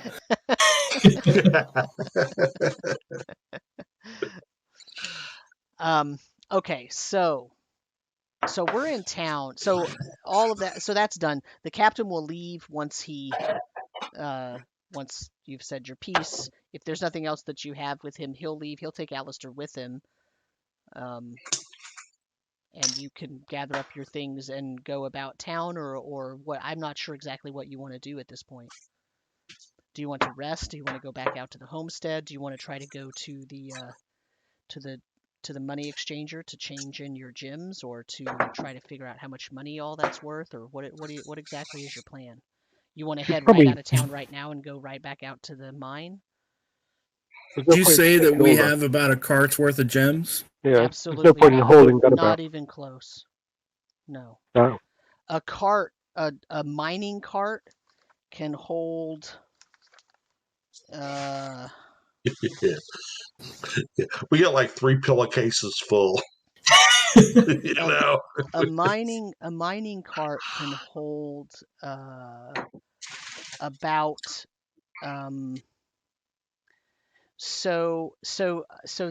because it's raw malachite, so you're chipping it. Well, you weren't. The skeletons were chipping it out of the wall, and it's coming out in roughly 5 different sizes. Okay, and all of these, it's not just raw gems. It's always unpolished gem, uncut gem attached to some stone, right? Because you're chipping it out of the wall. You're taking the ore right out of the vein, right? And you've got about 5 different sizes. Flakes, about a fingernail size, right? Sort of flat and half an inch, maybe quarter inch on each side. The size of a small marble, the size of a large marble, and the size of a baseball. Okay. Obviously, the ones that are the size of a baseball are going to be worth more if there's a lot of gem material in there, malachite stone, polishable stone that's worth money in there, versus a flake, right? It's just a little tiny piece. But because it's raw, right, you don't really know based on any given piece whether there's, a higher or lower quality in there so it has to be processed. In other words, this is unprocessed raw malachite ore. So some of it is rather gem-like, where it looks almost like an emerald, where it has a clear, almost translucent or transparent type of sheen, and some of it really looks like veiny rock, right? Like it's very difficult to determine exactly how much you have and exactly, but a mining cart is going to hold probably, well, let me put it this way, a handful of this stuff. If you remove all the rock from it, you've got a handful, but if you remove the rock from that handful, you're going to end up with about, a couple of marble-sized pieces that are usable, worth money, and some like 10 or 20 flakes of it. But that's about 200 gold pieces worth of gem, right? But it's unprocessed the way that you have it. So there's some wiggle room on the amount of money it's worth, because it has to be processed before it's going to be worth anything, right? But you're talking about, a mining cart can hold 30 cubic feet of material. It's about. You should go back to the corner and find the biggest chunk of that alcove and get the big ones. Yeah, so it's about, almost it's like 2,800 pounds, because this is uncut ore, right? So But there's no point in carting what we have, taking it back, so we may as well deposit that somewhere. So. We can drop that off at the homestead, right? Yeah. To the money changers, whatever, have them start processing it. Yeah, we can do that, actually. Mhm. And then if we want to get anything in town to deal with the bridge as it is to make it safer for us, or we think we're okay getting across it again. And why don't we get some... You don't have to go across the bridge. You could take that other road.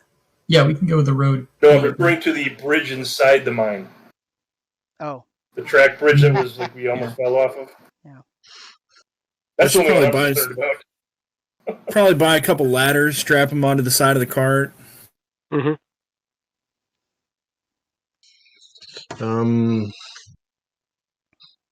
Yeah, that's probably about as good as anything.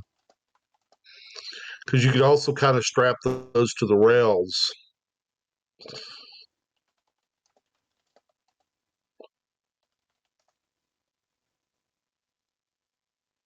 So I think we're going to buy a couple waiver. of ladders, turn the gems into gold,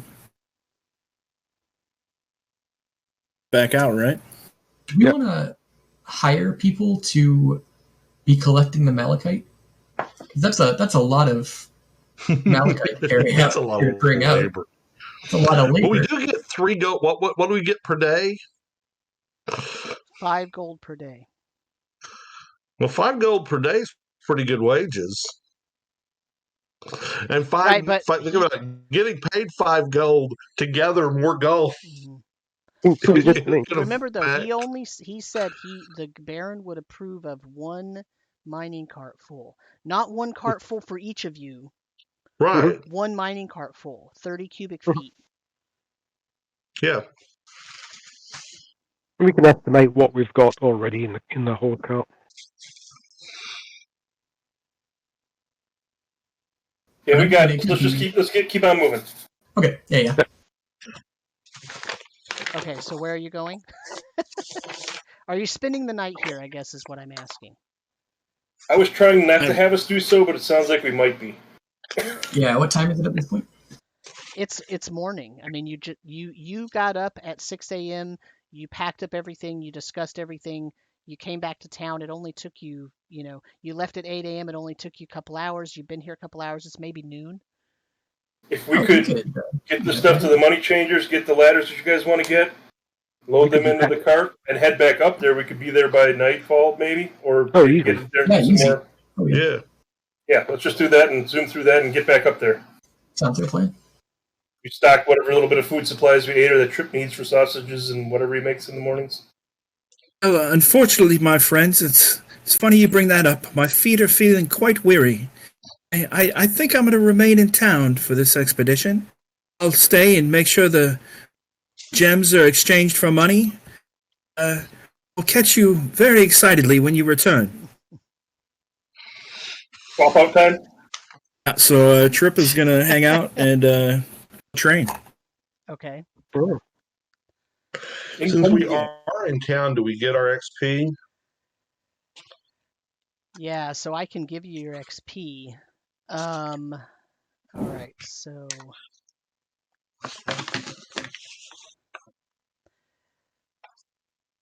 right now,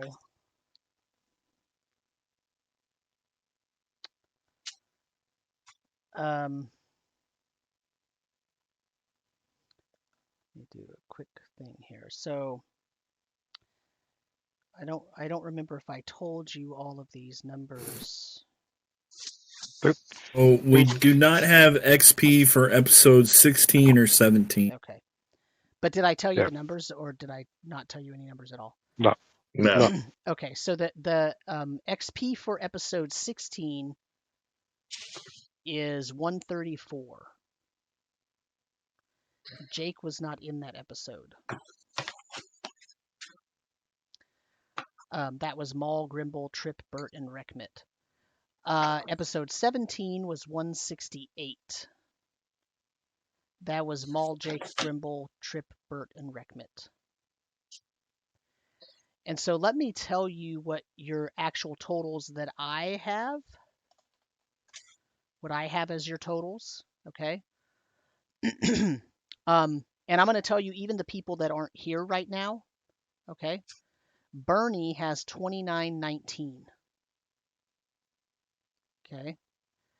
He'll finish his training today, Frostig 19. Okay. And that will be his training to level 2.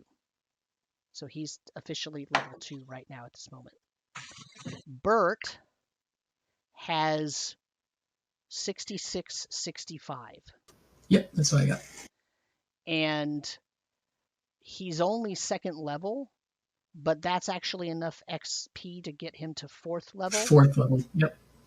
So you're going to have to figure out when you're going to do the training for that, because you're going to have to train for 14 days for level 3 and 21 days after that for level 4. So the way I do training time, you need a number of weeks of training of the new level -1, right? So at 1st level to get to 2nd, if you're getting to 2nd level, you need only 1 week of training. 1 week, yep. Right? To get to 3rd level, you need 2 weeks. That's 14 days. To get to 4th level, you need 3 weeks. That's 21 days. And it's additive, not the 14 days for the level 3 training doesn't count as part of the level 4 training, right?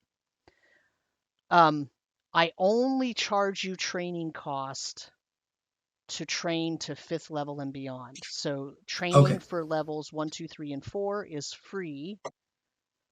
other than your basic living expenses. So you have to have enough money to get living expenses and to buy new equipment if you need it. But other than that, the training cost itself, the mentor person who is teaching you whatever it is that you are learning is not charging you a training fee. Okay. Garrick has 675 XP. He's only been on a couple of adventures. Gil has 1760 XP, only been on a couple of adventures. Grimble, 1127. Okay, only been on a couple of adventures. Jake, 5230. Jake currently is 2nd level, but has enough XP to get to 3rd level. So he needs 14 days worth of training. Leonise has 4050 XP, level 2, trained to level 2. Leonise's training actually ends today, Frostig 19. Maul, 1277, not counting the sword in your hand, right? For Maul, that's still, that's actually, That's enough. it's enough for 2nd level. So you'll need 7 days of training to get to 2nd level. Rekmit has 3,439. He's trained up to 2nd level already. That's the XP for 2nd level. He needs a little bit more to get to 3rd level. Trip, 4,412. Well, I mean, I would ask if I could switch out. I would. If Bernie's not back, Maul will go on out. Bernie's last day of training is today, so you can. I let the player decide. As long as everybody's okay with everybody switching out, I don't care. Doesn't matter to me. So Trip, you actually have enough to get to level 2, so you'll need 7 days of training, right? Zeno actually has 2015 and is trained up to 2nd level, but does not have enough for 3rd level yet. Okay, so basically, Jake needs training. Leonise is done with her training now, today. Bernie's done with his training today. Yeah, so you get the idea. So since you're in town, you can decide to switch out your PC if you want to. You just got to let me know what you're doing before we leave town again. Jenny is still enjoying her rest. Mhm. He's exploring around town. Bert definitely needs training, but there's no way he's not going to be there for gathering up all of that all those gems. So he's going to go out with the group again. I think so Jake, that's a good point, because once that all of that malachite once that cart is brought in, that will get split amongst whoever's bringing that cart in. So that's actually a really good point. I mean, I know Bert's being funny, but that it's the mining cart, depending on how well you choose what you put in it, is going to be at least 10,000 XP worth of malachite, and possibly up to 20,000. So you're talking about 3 to 4, 2 to 4,000 XP. Okay, if that's the case, I think I see what he's talking about. Mhm. So Maul will probably stick with this one.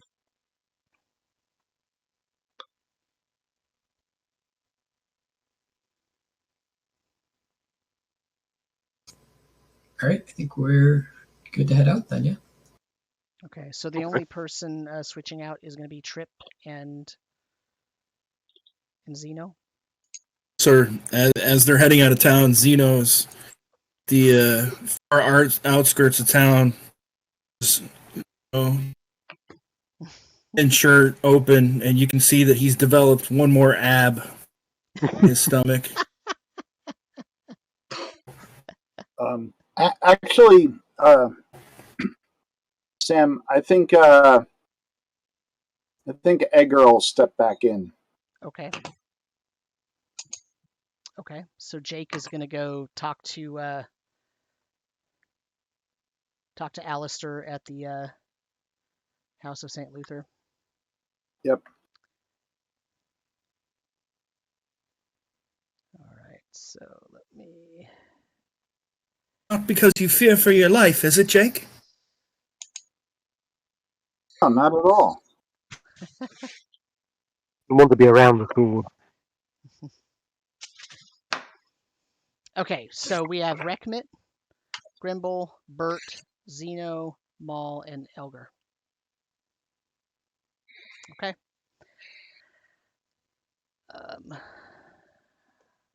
Should probably write that over here.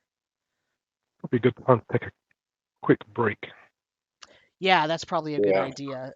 It's 9 o'clock. So yeah, let's take a 5-minute break, which usually ends up running to 10 minutes, but you know how that goes. So we will be right back.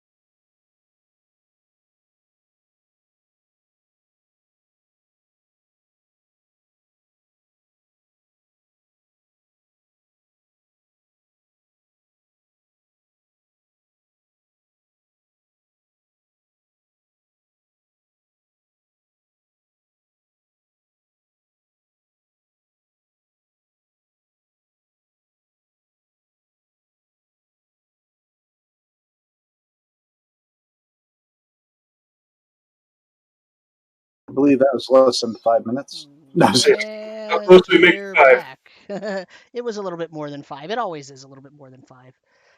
Because, there's 7 people, so it's hard to get a quick 5-minute break with 7 people. So, okay, we're back again, and the party is trying to figure out what they are going to do. So let me make sure I got this right. We've got let me read my list here. We've got Maul, Edgar, Grimble, Bert, Reckmit, and Zeno. Right? Okay. All right, that's who I've got on my list for XP this session. So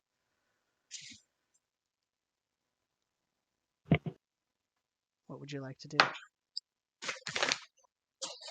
Float the Malachite. Get a couple ladders. We head out of town, right? Yep. Yep. Make it back to the mine before dark. So you're going to go to the you're going to go to the money exchanger.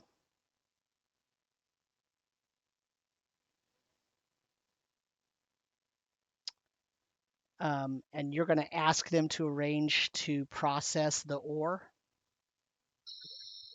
Okay. Yep. Yep. All right. So let's go back to the town map here. The money lender is actually in one of the buildings that was not destroyed. One of these buildings over here. I believe it is this one.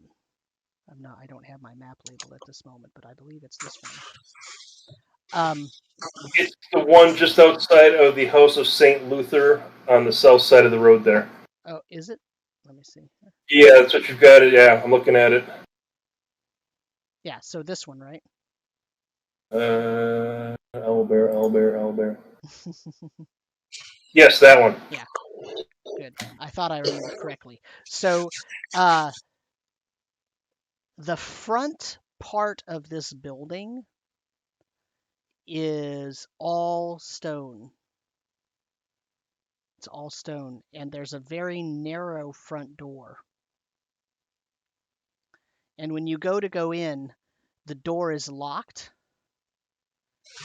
And as you try to open it, a very small window about 2 inches wide opens, and you hear a voice say, "State your business."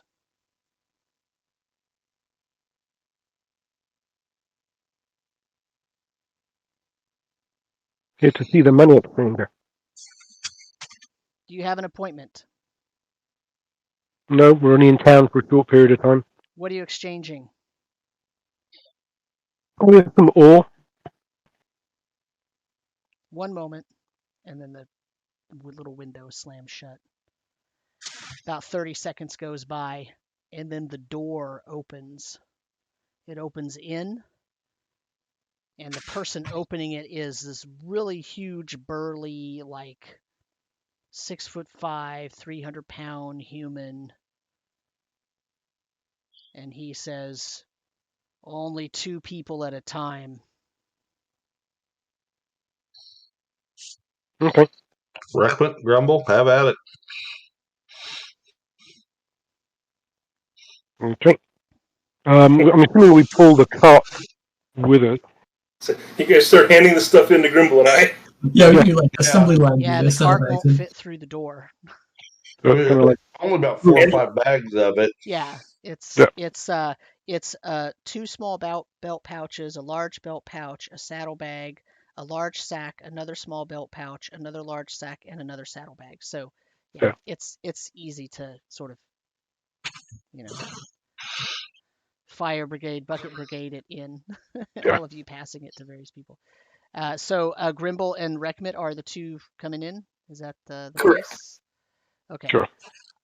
So once you enter, he shuts the door, and you see that on the other side of the door there's about 15 locks, and he locks all of them, and then he puts a bar down.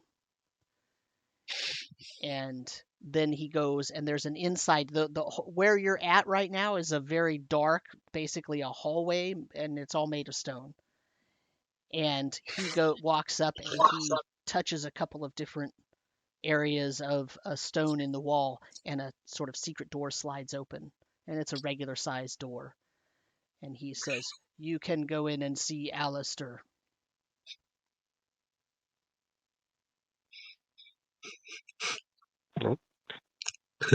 Hey, This Alice, is how the priests make their money.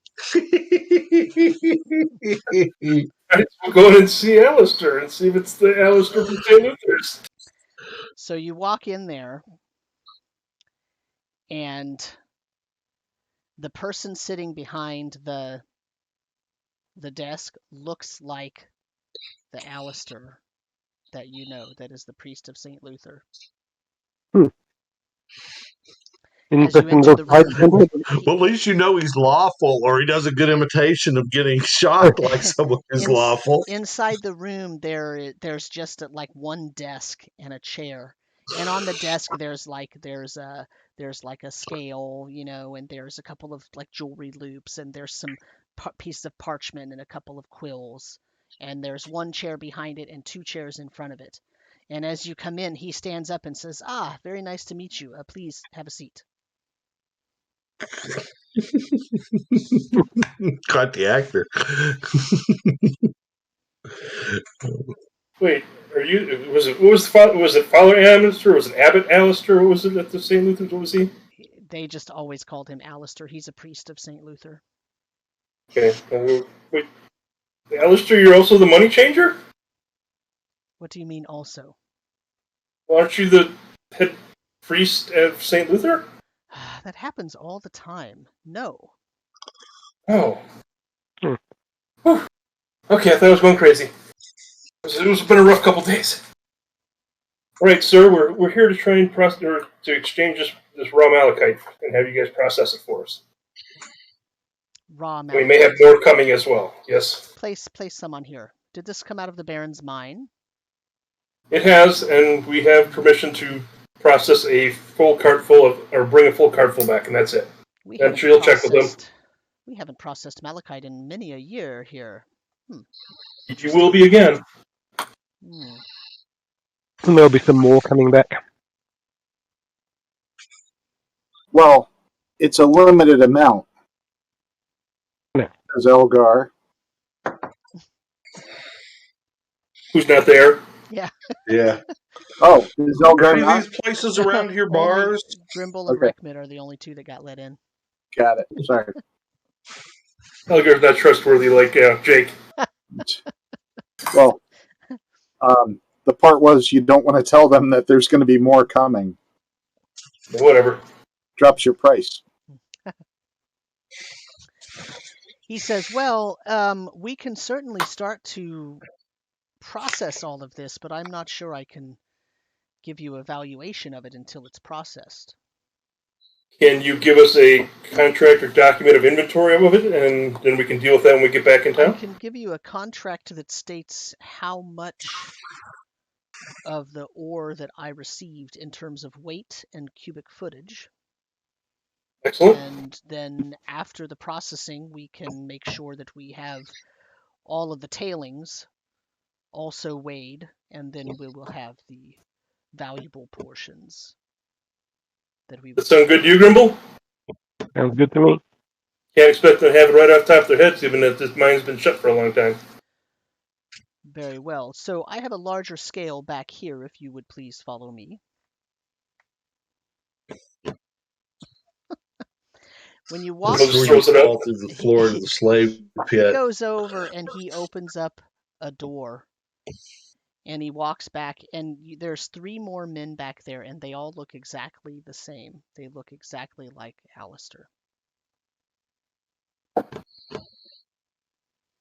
Grimble, you see what I'm seeing? Yeah, interesting. They take the ore from you, and they place it on a large scale, and they start doing some calculations, and they'll remove a piece and then add a piece, and they do, and it takes them about a half hour, and then they write on a parchment exactly what you have given them in various different dimensions, using various different methods of calculation and weighing and all of that. Do they all look exactly identical? Same hair, same skin tone, same facial structure, everything? Yep. Are they wearing the exact same clothes? Yes. And not priest vestments though. They're wearing like workaday tunic and some leather breeches, and they have like a leather apron on. While they're doing the counting, I'll kind of engage in a little conversation to find out what their names are if they're all called Alistair. So on the valuation, they give you an estimate. Now, the estimate has a big warning on it. Actually, which can both of you read? They're dwarves. They can read numbers. Yeah, but they wouldn't necessarily be able to read the warning, right? But Rekmit is learned, right? He can read. Okay, so the estimate says it makes a really strong point about the fact that it is an estimation based on raw goods, not based on, a final evaluation. The estimate that they give you is 6,000 gold pieces worth of ore. That's if it's high quality. That's what Bert. that was what Bert wanted to hear. That's hey, Grimble, we go always tell them it's only 2K. Yeah. That's if it's as high a quality as they are assuming, right? Okay, excellent. They all we lost Matt. Matt's been having he said he's been having some power issues, so he might pop off. Storms. But all of the gentlemen answer to Alistair. It's very confusing at dinner time. It's kind of like the Bruce skit. He reckons at some point it's just going to have to go, how do you know who's talking to who? They say, oh, no one explained it. You should go back in the main office and let Alistair explain it. Go ahead. Go through that door right there. Okay. Remember bags and saddlebags and pouches? Well, you're leaving it all there, right? The only thing you're taking is the content. We're leaving the Malachite, but we're taking back the saddlebags and the pouches and stuff. True. Yes. Our containers. When they're empty. He says, yes. Is there someone in town that you trust implicitly?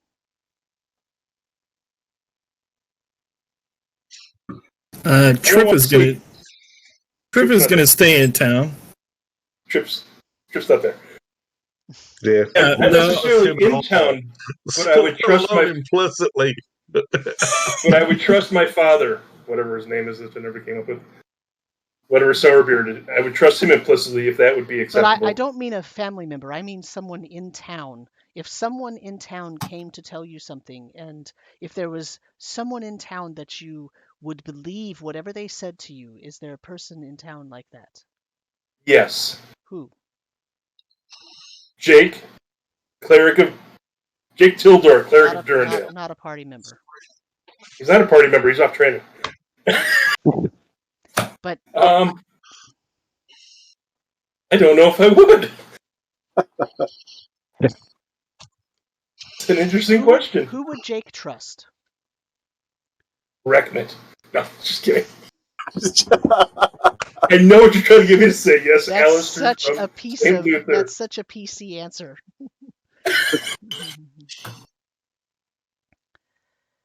He would trust Alistair, right? The father, yes, the head priest of St. Luther's. Yes, he would. Everyone at the money exchange office takes the guise of someone that is extremely trustworthy to you. Good thing I didn't feel go better in there. Definitely does not make me feel better. Yeah. this protects you as well as us.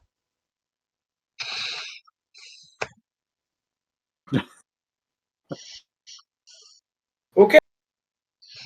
Conclude our business. All of you Alistairs are done. All of the Alistairs are done. Jake and I need to have a little talk. Do you disagree that this protects you as well as us? I Isn't think it better to do business and make a contract with someone that you implicitly do trust? But I'm not making a contract with Alistair. I'm making a contract with you disguised or illuminated or something as Alistair. So then I don't even know who I'm making a deal with. So that's what gets me kind of concerned. Yeah, it's time to kill him, Reckman. I'm not trying to be difficult. It's just it's a hard concept. When we're talking trust, and I don't know who you are. Yeah, because when you come back, it'll be like full of Abraham Lincolns, and you'll be like, Alistairs? We didn't have any Alistairs in here. Yeah, I don't know who gave you that piece of paper.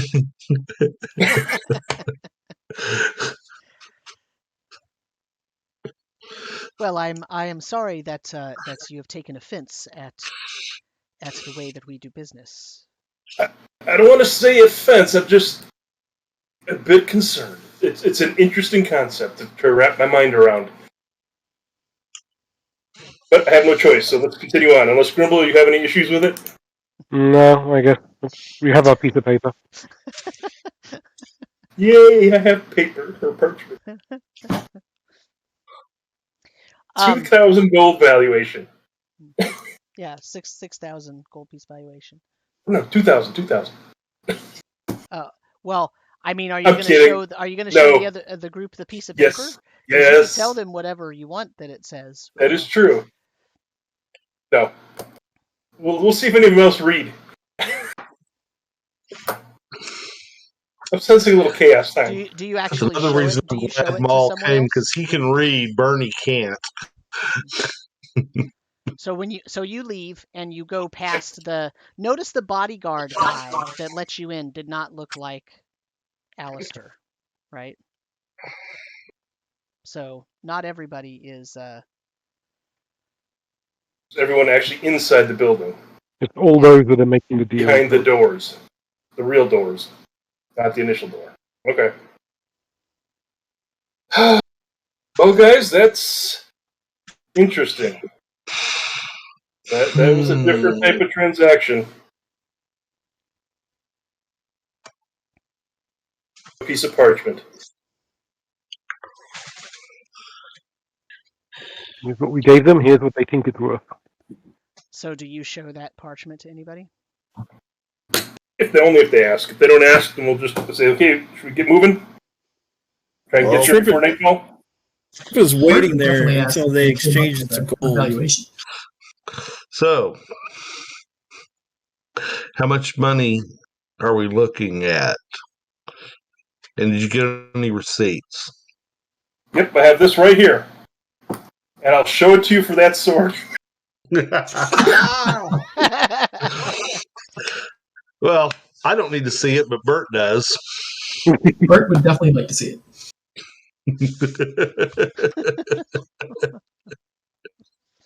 Give me the receipt and I'll pick up the gold when it's finished.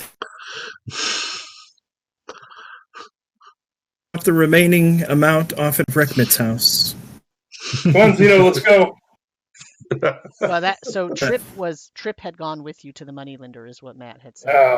I had said Zeno was waiting on the way out of town. So Trip plans to stay to get the money, his share, and then go train for the training. Okay, and I can drop whatever else off at Reckmit's house. So the question is, are you going to give Trip the contract? No! I stuffed that in a bag and we head out of town. Leave Trip there waiting for some money. Trip, they won't give Trip the money if you don't give him the contract. Oh, I know that, but Trip's gonna wait. So why does Trip need the money? Don't want all the money, just my share. You're not in charge of my share. don't you go back in and ask him to write 6 receipts? Take mine right now. No one made you in charge of the money. Why don't we wait until we're all Let's go, back and guys. divvy it up? Let's get out of here. We'll divvy it up when we get Yeah, back. let's go. Come on. What if you lose the receipt or it gets burned? Then the money's lost. He's stupid. We'll take good care of it.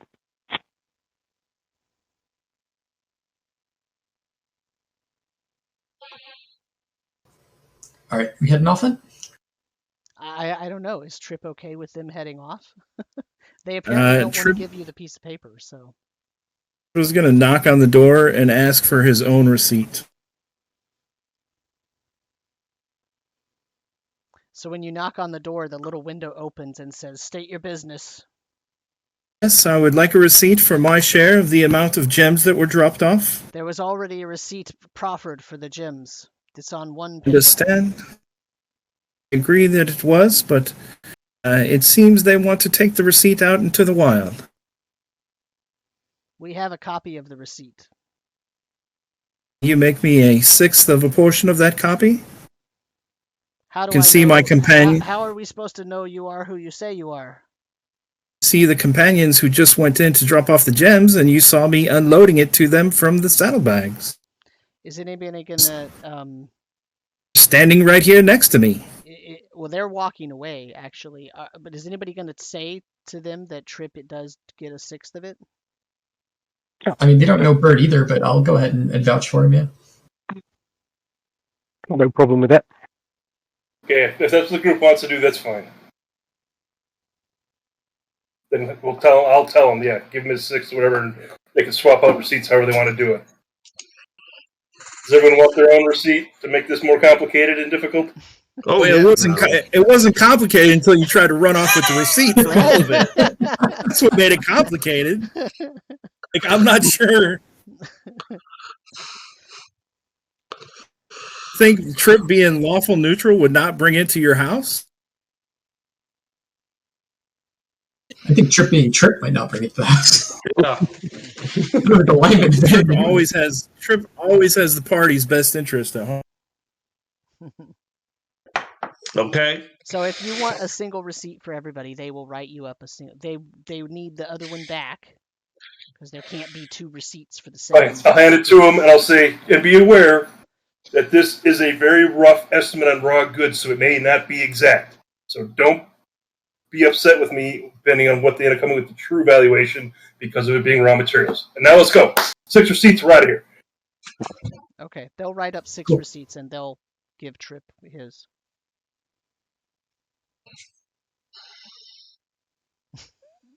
We're gonna head to the mine. Okay. All right. And I'll hold Jake's for him because I want Jake to get his share. Okay. All right. So we're going to the mine. Going back to the mine. You're going to take. What direction are you going to go? Go shortest route, the red road. Yeah, same way we came this morning. That seems simple and easy enough. Seems like the quickest way in. So this route here. Yep. Okay. Who's in front? Zeno will go in front. All right. So Well, Zeno- we have horses, right? So Nice to have you back. how you doing, Zeno? I am well, my friends. Training was very difficult. Master pushed me beyond my limits. Yeah, look what I can do now. Throw something at me. I throw a wrench. No, you can dodge a wrench, you can dodge a ball. No need to dodge it. Collect it from the air. Swat!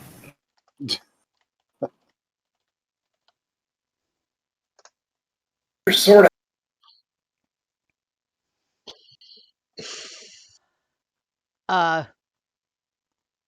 All right. So why doesn't Zeno give me a wisdom check?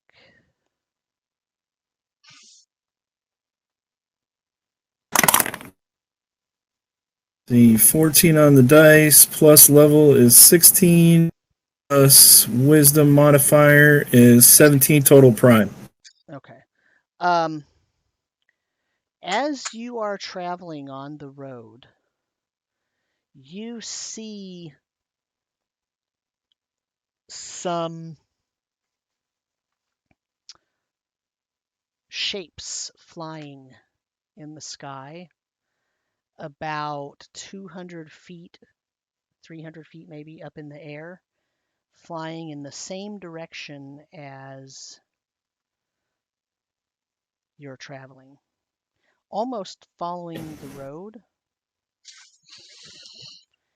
And these shapes look like they have roughly humanoid bodies and large, sort of leathery wings. What point on the trail do we see it? Like, where are we at right now? See it? So right now, if I use my pointer here, right now you're about right here, and you see it up here, right where this elevation change is happening. That's when you kind of spot it. It comes in from the east, and then it turns north and follows that road. It also, there's two of them, and they sort of circle a little bit for a few minutes, and then they follow that road north. Whistle sharply. Everyone else, let them know that something's up ahead. Wait with my eyes to where they're at so they can see it.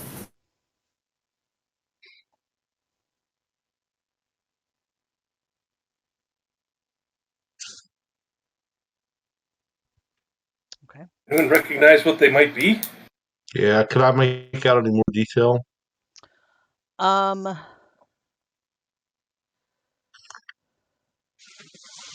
You can, now that he's pointed them out, you can roll an intelligence check.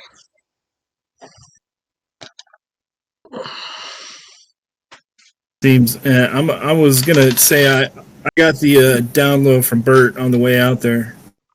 Like it seems you've I'll catch stirred that. up a hornet's nest out there.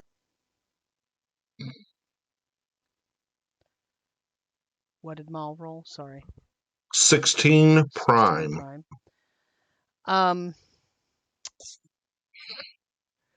So Mal can tell that 17 prime. The hands and feet of this creature are a little bit oversized for the rest of the body, and it does have claws, but the overall shape of the body is very much a sort of human shape. It's kind of short, so maybe instead I should say like a hobbit shape. It's hobbit size, but with big wings and oversized hands and feet with claws. Okay. What was Zeno saying about Bert?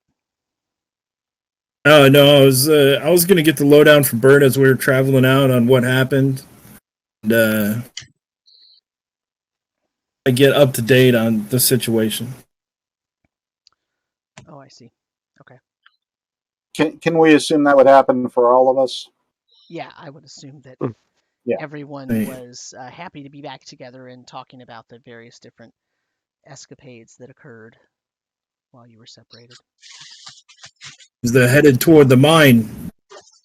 You stirred up a hornet's nest.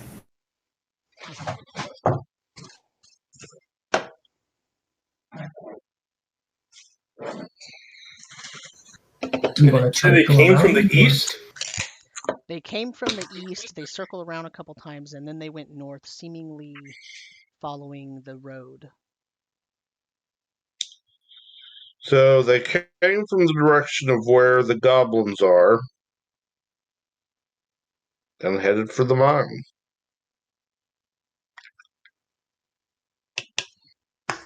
Maybe a good decision we aren't there.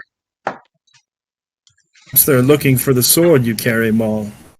That's what I right. was thinking too, yeah. It could be. So seeing that, I will take extra precaution to watch the sky. And hearing about the little goblin burrows, I'm going to keep an eye out for little mounds. Yeah. You forward. Worry for the other party of surveyors. Oh, I wouldn't be.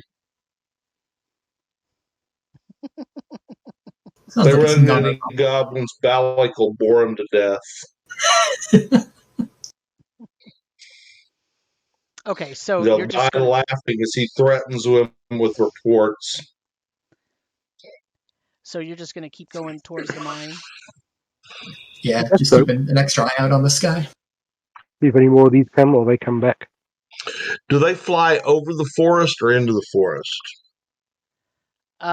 They fly above it. They circle a couple times, and after a while, you see them fly down into the forest. Ooh, into Yeah. the forest. Hmm.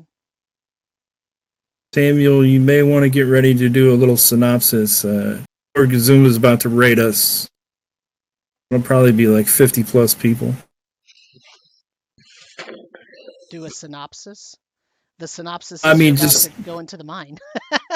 like a breakdown of what we're playing real quick. Yeah. Just letting you know they're on their way if you wanted to. No, I appreciate it. So you see those things fly. You're still traveling, okay, and you see them fly, and then they do circle over, and then they follow the road, and then they circle a couple of times, and then you see them go into the forest.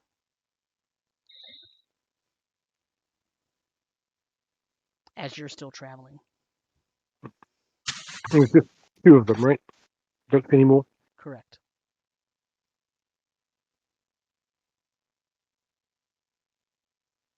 Oh, scratch that. It looks like he can't raid us, so I raid somebody else. So Okay. no worries. How come he can't? Okay. No, he tried 2 different people. He tried us and then Praetors, then Dr. Faust's painting clinic. And, it might be some thing, but he couldn't raid anybody. Probably a Twitch thing. Twitch and Discord have been really funky today. He just had to shut it off without raiding. Yeah. Weird. Do we want to head on into the woods or do we want to circle them? I think we should go to the mine. Right, that's what we're focused on. Yeah. Yeah, but if the creatures went down in the woods, They did, but they may have been maybe waiting for us. We should keep an eye out. okay. I would say we should probably spread out a little bit more, but that's about all because we don't know what these creatures are. I'm trying to just be prepared. Okay. Okay, so you're going to go into the mine. I'll ride it. Go ahead. I was just going to say, I'll ride about 15, 20 feet in front of the group. Okay. I mean, at the point when you saw them, you were, 1, 2, 3, at least 4 or 5 miles from the mines. So, it's still a while for you to get there. You're still talking, a good hour before you can. Good hour, right? Yeah. So that hour passes. You don't see any more of those things. You only saw the 2. You saw them go into the forest. You never saw them come out. Okay. And you get to the mine. So let's put up the mine entrance picture here. And so you are in the mine at the beginning of it. What would you like to do? Any new tracks going in there, like from those weird clawed feet that we saw? It does not appear so. Okay.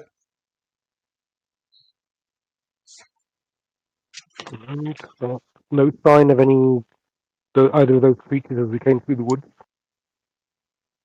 You didn't see anything as you were going through the woods.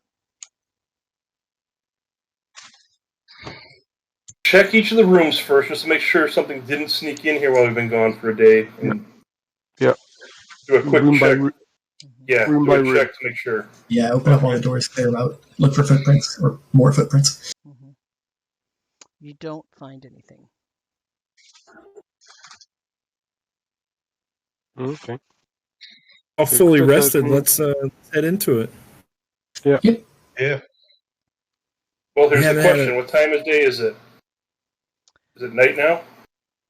Well, it only took you like an hour and a half at the moneylenders. You were done at the Okay. castle by about noon, 12:30. You left town then about 2:30, maybe 3. It's probably 5 p.m. Not going to matter inside the mine, though. Yeah, I guess I mind. We're rested. All right, so what's our plan? Let's head to the Dwarven door. Yeah. Well, let's bring a minecart with us. Well, let's check anything and everything, and let's pick up the. Well, on the way back, we'll pick up the. Wasn't Well- there a mine cart already on the tracks part of the way down in one of those was- rooms? There's one outside the Dwarven door that was part of the map, but I don't know. Was that really there, Samuel? Yeah.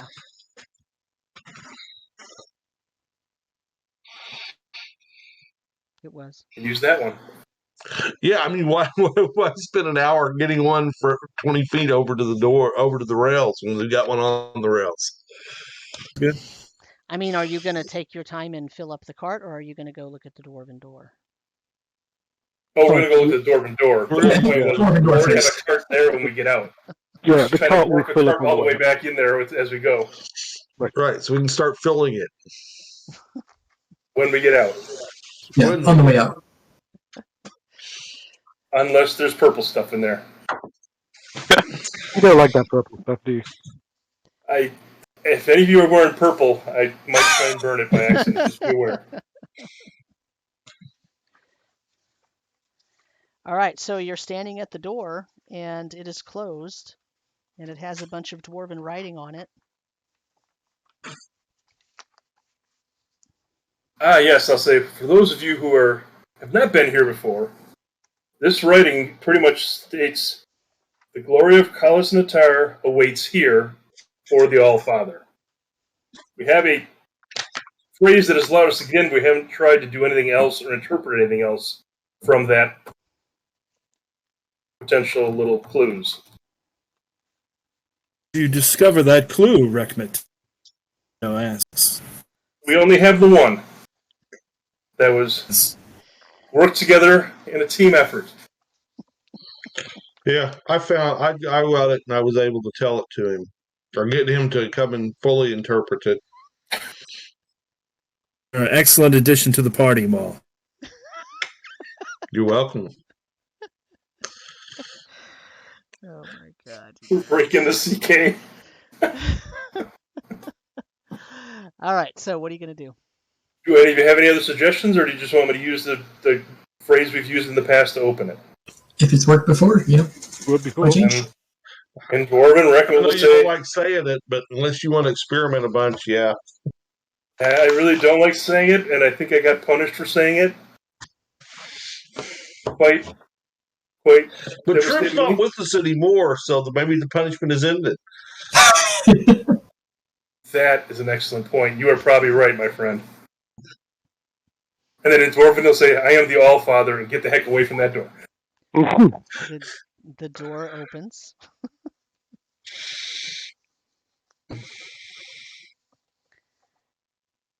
And You I beyond will it, go in the well, front. so who has light sources? Maul will light a torch. Okay, And Xeno will light a torch also. all right.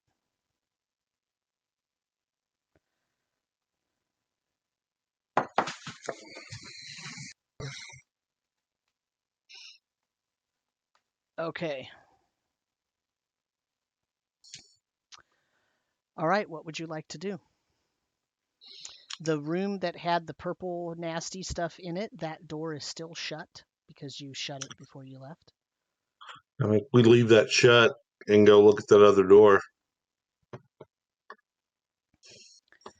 The other door is closed, but the door is in pretty bad shape. It's not swollen shut like the other one, but it's just looks pretty rickety comparatively. And for those who hadn't missed out, we want to be careful because we found some. What did Tripp call it? Violet fungus. Yeah. And it was not very friendly. Did not like me trying to take a sample. It basically killed me.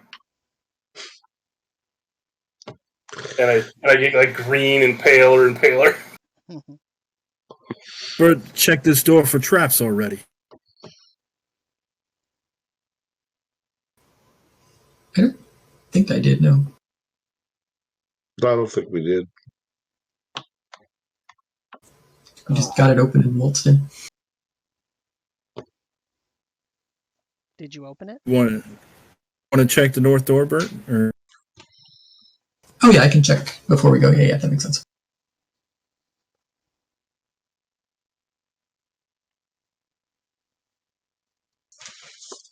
It is an 18 prime. Well, it's not technically prime, but it's a class skill, so prime. You do not find any traps. And you all will hear Reckman kind of in the back, just mumbling under his breath prayers to the All-Father. can you hear anything beyond the portal? See, yeah, I'll do a quick listen, see if I hear anything. Go ahead and roll it. 15 non-prime. You do not hear anything on the other side of the wall. And then final check, I'll see if it's locked. I'll give it a little tug and see if it opens. It opens very easily. All right, I'll call out, say, yeah, it's open. Doesn't sound like there's anything beyond. Go ahead and just open it up. The room beyond is a rectangular shape. It runs about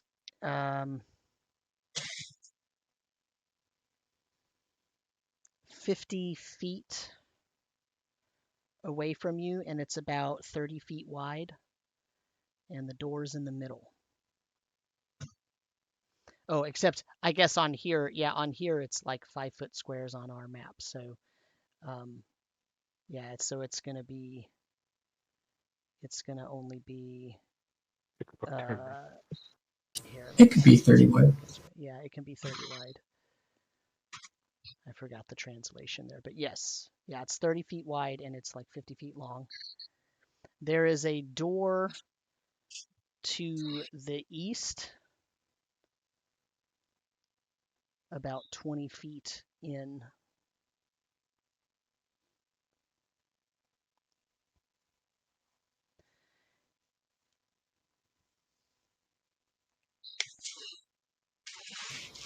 Is there anything else about it? Like any, I don't know, any decoration, anything inside the room? Or is So it I was waiting for him to draw so I could talk about it without worrying about somebody. Is that right?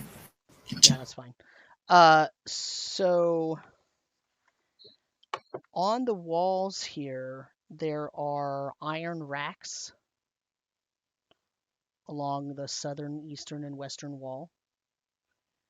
They're evenly spaced at 6-foot intervals. There's different chains hanging. There's really nothing on the racks. You could tell that it was probably like weapons racks. The only thing that is on this rack anymore is what looks to be a big knot of hair, like a big hairball knot, just sort of hanging over the one of the racks. The back wall, the northern wall, actually has a mural on it. So that's the wall without any racks on it. It has a mural. And on the mural, there are it's a series of images, series of 6 images. The first one depicts some dwarves preparing for battle, putting on armor and getting their weapons ready. The second one depicts those same dwarves combing their beards. The third one depicts the same dwarves gathering up the loose hair from after they've combed their extensive beards. The fourth one depicts them putting on their armor and tying it and making sure it's all fitted really well. The fifth one depicts them tying some wrappings around some of their weapons. And the sixth one depicts them marching off to war holding shields and wearing armor and having battle axes. And all of their beards are tied in decorative knots. Does this mean something to Grimble? You can roll me a intelligence check.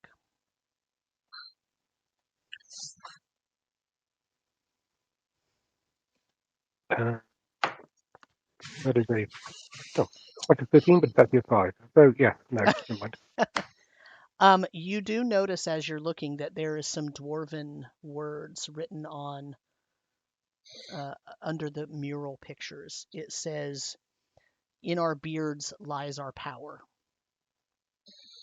Oh. That's interesting.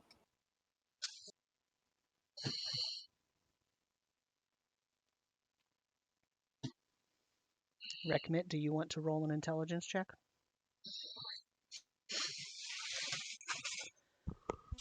Oh, heck yeah. It can finally be useful.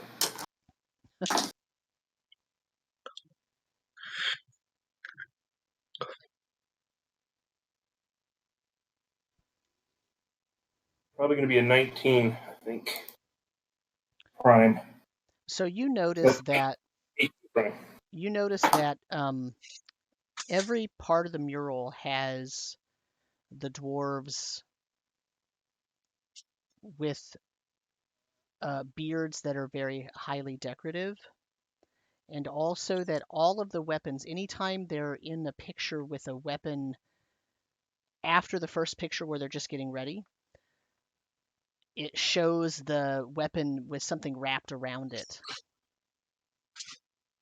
And some of those wrappings have a decoration kind of like what's on their beards. And you know from things that your family has told you that dwarves really value their beards, and sometimes they value them so much in some clans that they can actually imbue them with magical force.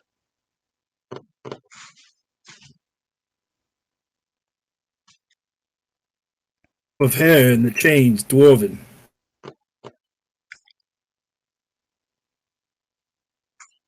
Rekmit. Rekmit, do you Sorry, mention write some skills notes.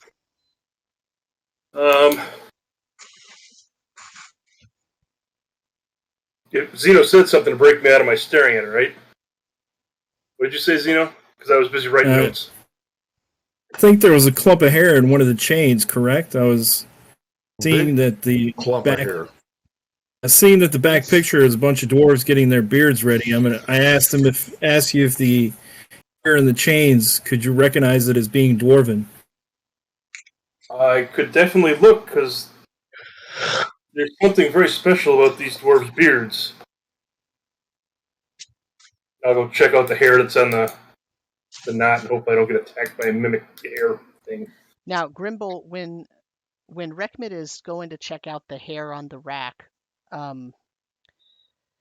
as you look at the murals, you realize that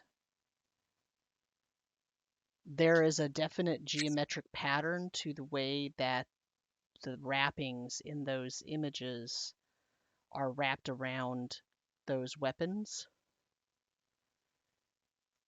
And that seems to you like that is that's like a clan-based symbology, right? Yeah. A certain dwarven clan must do it that way, which is why it didn't immediately spark anything for you. But as Rekmit was sort of talking to Zeno, you're kind of thinking about it, and it really makes sense. This mural is very much more specific than at first thought, though. These wrappings are very specific and very similar to the beards, and then there's what happens with the hair and the rack thing. They come over. Zeno, are you over there looking at it, or is it just me?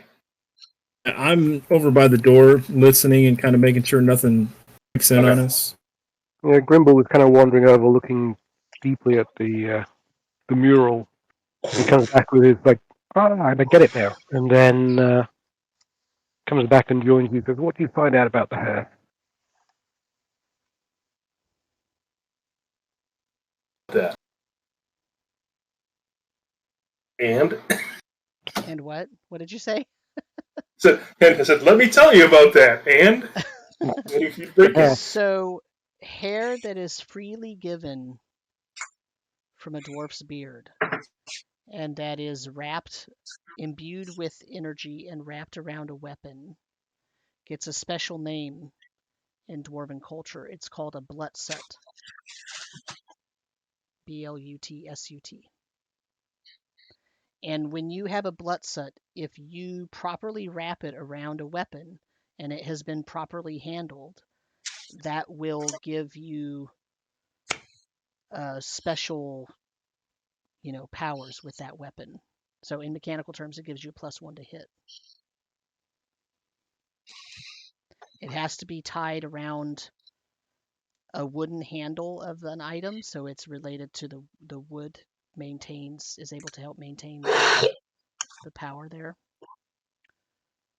And we clearly saw the dwarves combing their beards, presumably handing each other hair, because it's got to be something that's freely given, and then wrapping them around the handle. Right, and you never see it touch metal armor in any of the images, because touching metal will make it lose its force.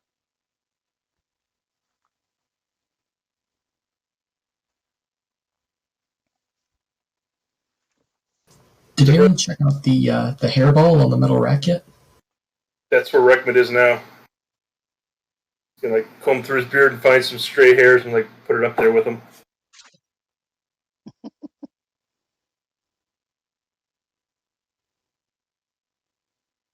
Yeah, so the hair is just there. I mean, it looks like a clump of hair. It probably at one point was well, combed. It's been there for a while though. Do I hear anything from this eastern door? You want to roll me a wisdom check? I got a dirty 20 on that wisdom check, prime. You hear water dripping, and you notice that the door is swollen shut.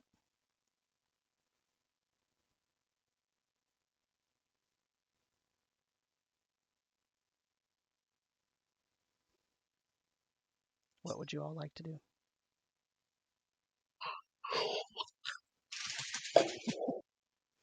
You said the Doors doors want to do anything else in here? Anything really to do? Let's get this other door open and see if we got more purple fungus. There is water Reckman dripping wants from. nothing to do with that. He wants to go check out that mural and see if he finds any secret doors or triggers or anything. Yeah. There is water dripping from beyond, and the door is swollen shut. That's a great idea that you guys check on that. I'll be over here looking. Yeah, I'll check this door for traps. Go ahead and roll that check. That'll be a 12 prime. You do not find any traps on the door. Okay. Reckmit, do you want to roll to search the walls?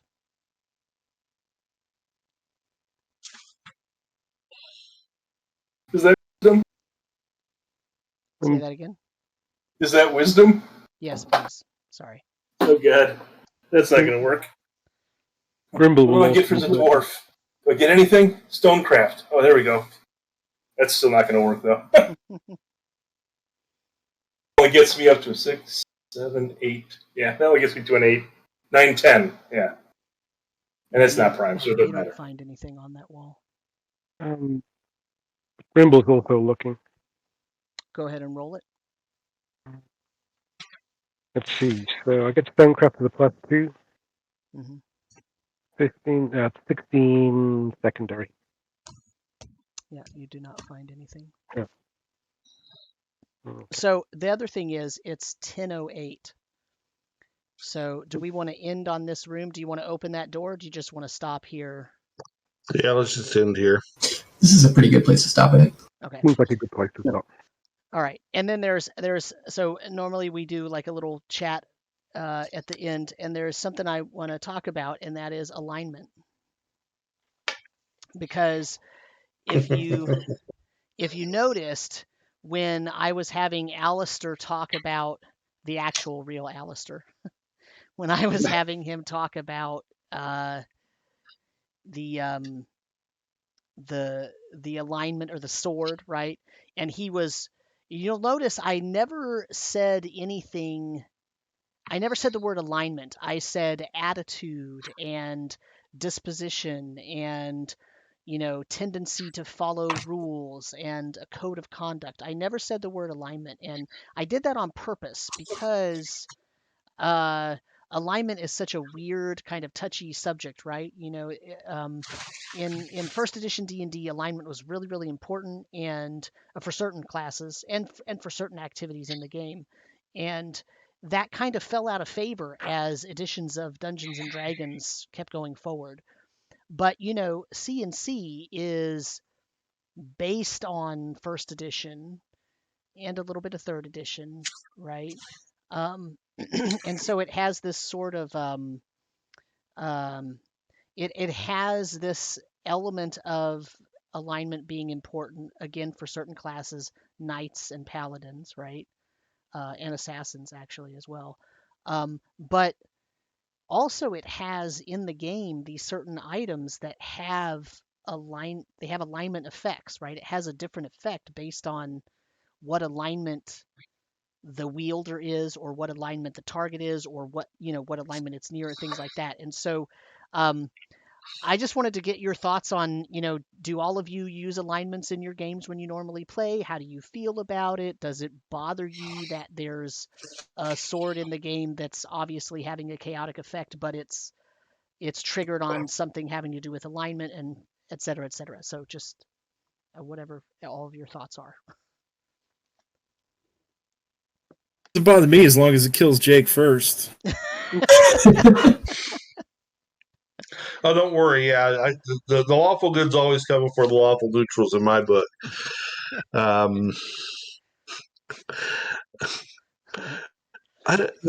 like alignment. I use it, but I also downplay it some. I try to sell it more as a personality base than as something locked in.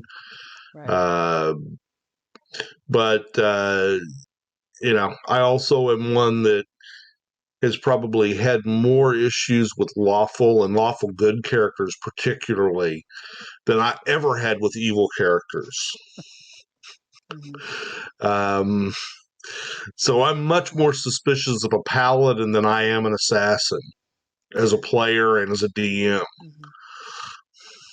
So describe that. Like, what do you mean when you say you've had more problems? Like, what are the problems?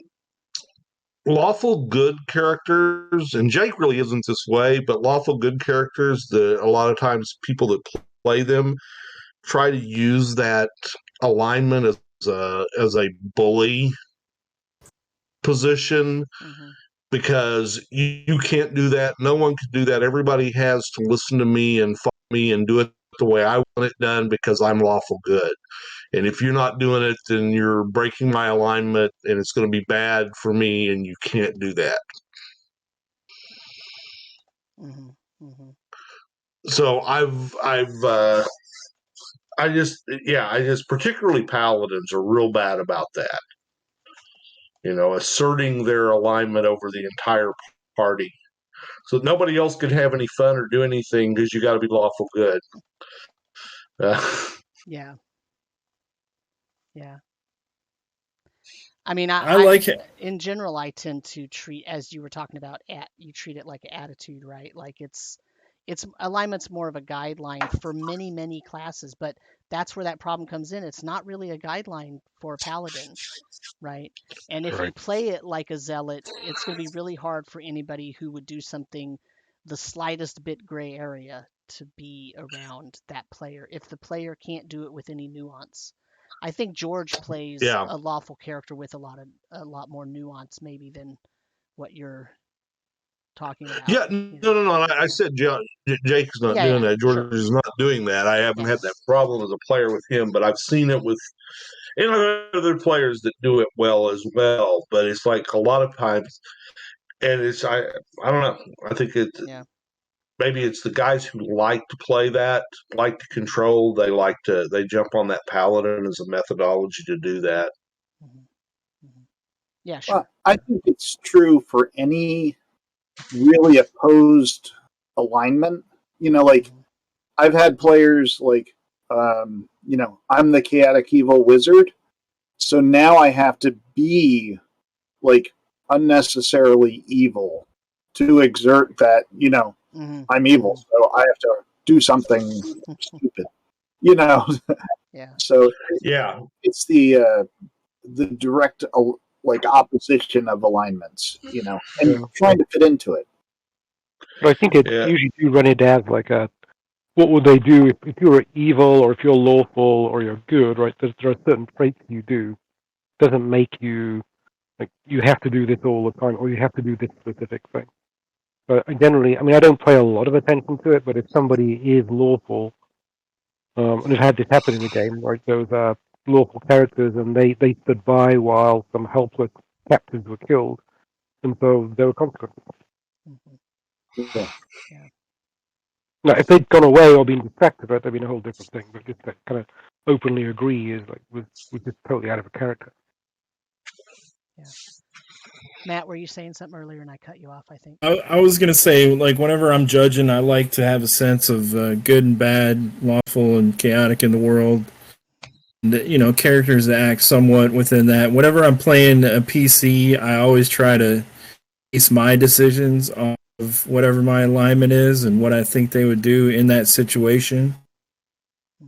I always try to not impose whatever my alignment is on anyone else.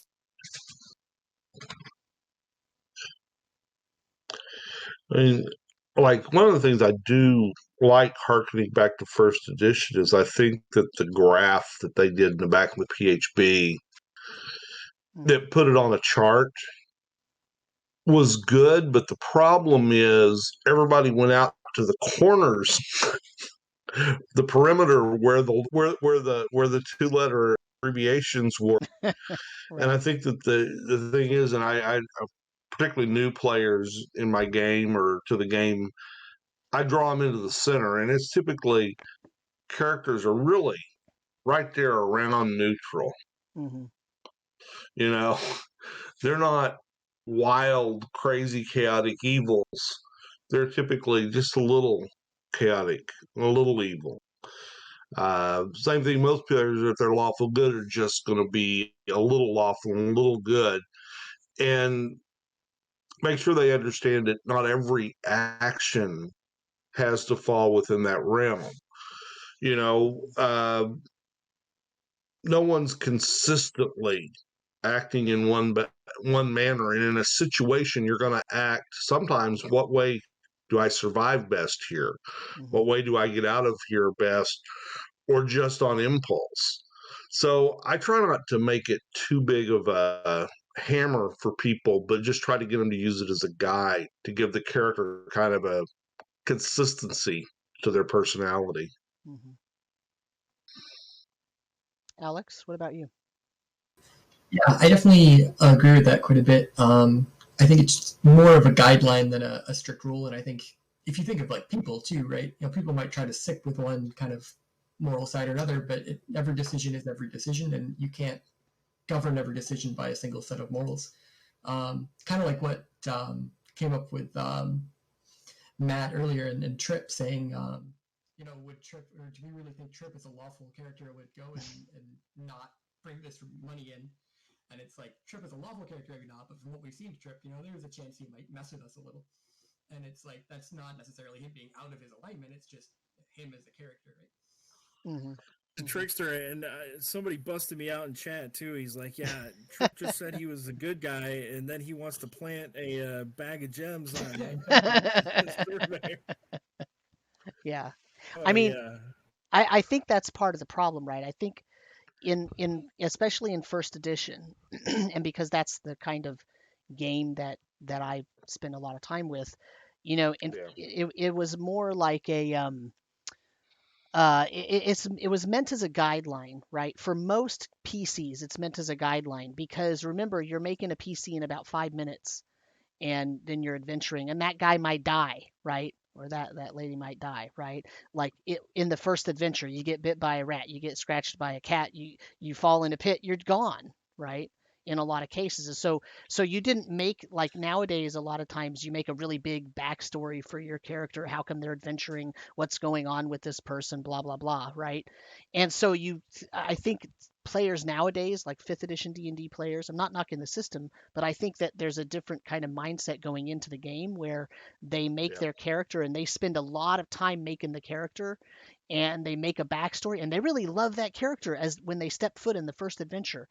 And I feel like it's not that we didn't love our characters back in first edition. It's just that I knew that until my character hit about third or fourth level, they're dead meat if I roll badly once, right? Like a couple of unlucky rolls, I'm screwed, right? And that's just part of the game. And so since you don't make a giant backstory to begin with, the character comes out during play. And the alignment, the way I always thought about it, is the alignment is a guideline for the general worldview of that person, right? If they're neutral, they've probably been exposed to a lot of bad things, and maybe they've had a lot of good things happen to them, and they can see that they appreciate the good things more because the bad things, and they have that worldview where they look at it as more neutral. There is an evil and a goodness in the world, but those are kind of balanced, right? And that's just how they see things versus somebody who maybe they grew up very wealthy and they had a lot of privileges that the lower classes didn't have. And so they appreciate the lawful nature of civilization, and that's what they sort of hew to in terms of how their worldview was set, right? And so that's kind of how I always like thought of it, right? And then you build that character through play, and that's why you can change alignments because your decisions over time they add up. But it should not ever just be one decision, right? Even for a paladin, right? Even for a lawful good paladin, one decision can't be the thing that makes your downfall. You might have to atone for that bad decision. You might have to make recompense for a long time. And there are consequences for that bad decision, but that can't be one action, right? I mean, within limits, right? I'm not saying that a paladin can go around pillaging and raping and murdering people and not have any consequences, right? But there's a sort of mindset there where that person is a paladin because they are striving for a certain type of behavior and a certain code to live by, but they might not always live up to it. I mean, that's kind of like real life, right? Like how many of us really live up to our 100% perfectness, right? Like none of us are perfect. So there's always going to be cases where maybe you don't really do something perfectly. And that's what characters do too, right? So here's what's interesting about this conversation though, is that we're talking about this. What brought this up was this sword, right? That detects lawful alignments and tells the wielder when there's a lawful alignment creature around. And it doesn't matter if it's lawful good or lawful neutral or lawful evil, it will detect those, right? And the thing is that goblins are lawful evil in Castles and Crusades, but eldritch goblins are neutral evil. They're not lawful evil. So there's a weird kind of thing going on there because of Aird, because of the history of goblins, and because of the nature of eldritch goblins, right? The other thing I wanted to kind of say was, it just flew out of my head. I lost my train of thought. Okay, talk amongst yourselves. I'll remember it in a second. The eldritch goblins are neutral evil, and the sword recognized as lawful. Right. The other thing about alignment is, it's gone. It's gone. I can't remember. I hate that. I hate when I do that. I don't generally as a GM, as a CK, as a DM, I don't generally harp on alignment too much. But when there's an item that matters, right, like this one, it has to matter, right? Like if the item is going to matter, then alignment has to matter in some way. But this isn't a sentient weapon, so this weapon isn't going to take Mal and make him do things that he would not necessarily do, and it's also not going to change its behavior based on what Mal's alignment is, and it's not going to change Mal's alignment, right? So that's the thing, that just so everybody knows that, right? Like, he's not going to change his character because of this sword. That's not something that's happening. We were paranoid.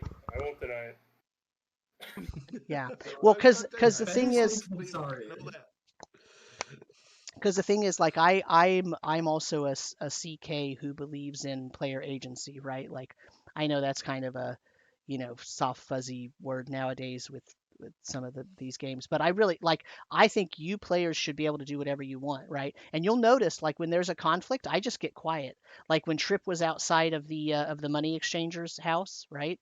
And he was trying to tell you guys, hey, well, I want a receipt too. Like, I want to get my money when they get it done. Notice I just got quiet. I didn't say, okay, well, they'll do this until you actually asked, what can we get another receipt, right? I'm just going to let you guys work out your inter PC conflict, right? Because you get to act how you act. That's part of player agency. Now, if there's an all-out brawl, I might start intervening, because then the game isn't moving forward, right? But in general, as long as the game is moving forward, even if the pace slows or whatever, it can get faster later or whatever. But I'm going to let you all behave how you want your PC to behave, and I'm not going to force you into an alignment change unless you start doing things that are really obviously evil.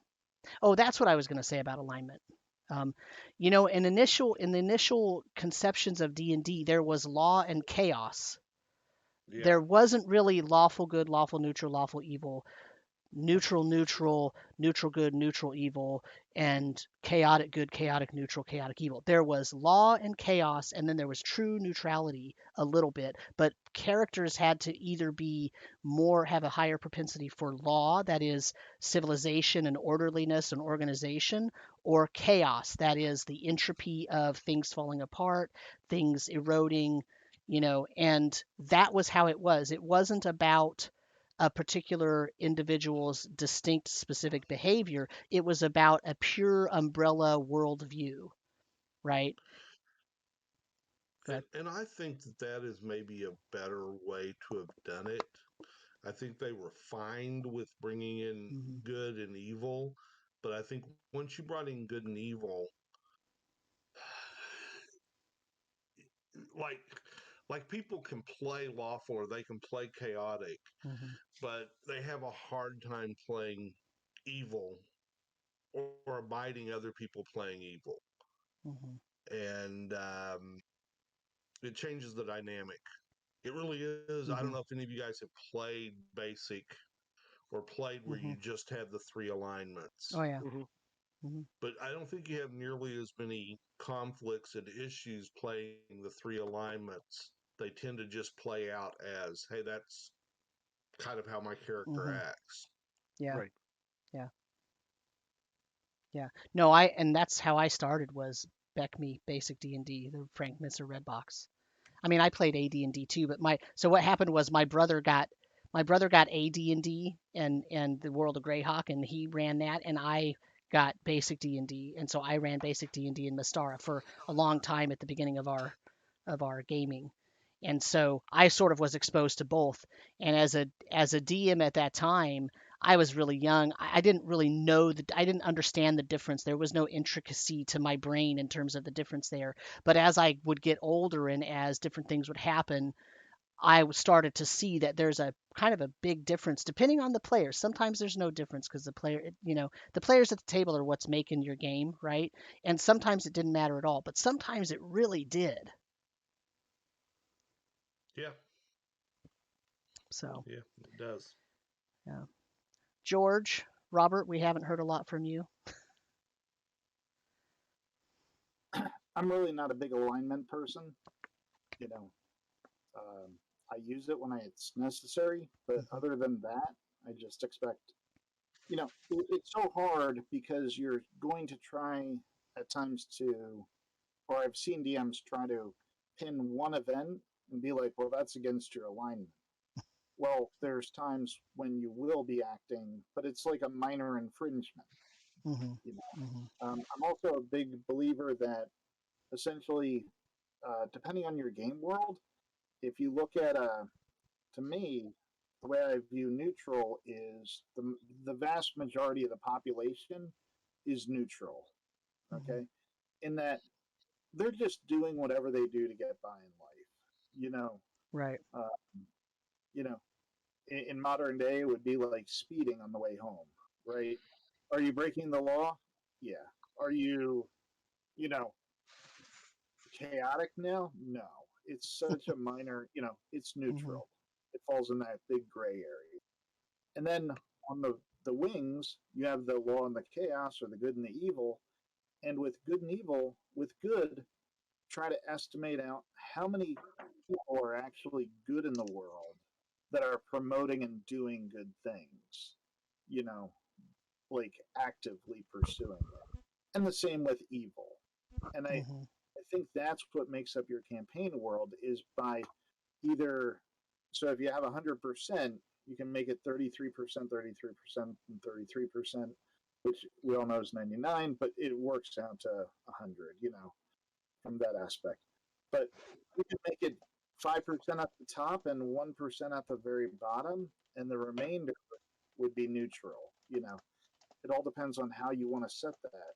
And the same with law of chaos and neutrality. Mm-hmm. Maybe you can set it up that way, but that's kind of now all of a sudden you've made it work for your campaign setting, and that if you're good, for the most part, you're going to be out there doing something good for the community or society or the world, whatever. It's the bigger picture stuff. Yeah. Yeah. Robert, What? we haven't heard your opinion on the topic. No, I know. I'm just giving you a hard time. That's don't care lawful about much. evil. No, I'm just kidding. I'm cool with the way the story played out. I think it's cool. I think it'll be interesting. I'm sort of just it's sliding scale for me, and I see it more like George does with respect to the game. Yeah. It's when people try to play the hardline polemic ends that things get an issue, like Richard was saying. Yeah. Mm-hmm. You just try and guide people, so it's all cool with me. Yeah. One of the things that I always do with like a new group is just say, hey, I have one rule about alignment, and that's you can be whatever alignment you want, and you can play them however you want, but just make sure that at the end of the day, it doesn't infringe upon the fun that the other people at the table are going to have. Right. And I think that normally reins everybody in because nobody wants to be stabbed in the back. But nobody gets too crazy if somebody grabs an extra couple of copper pieces when they get Bert. the chance.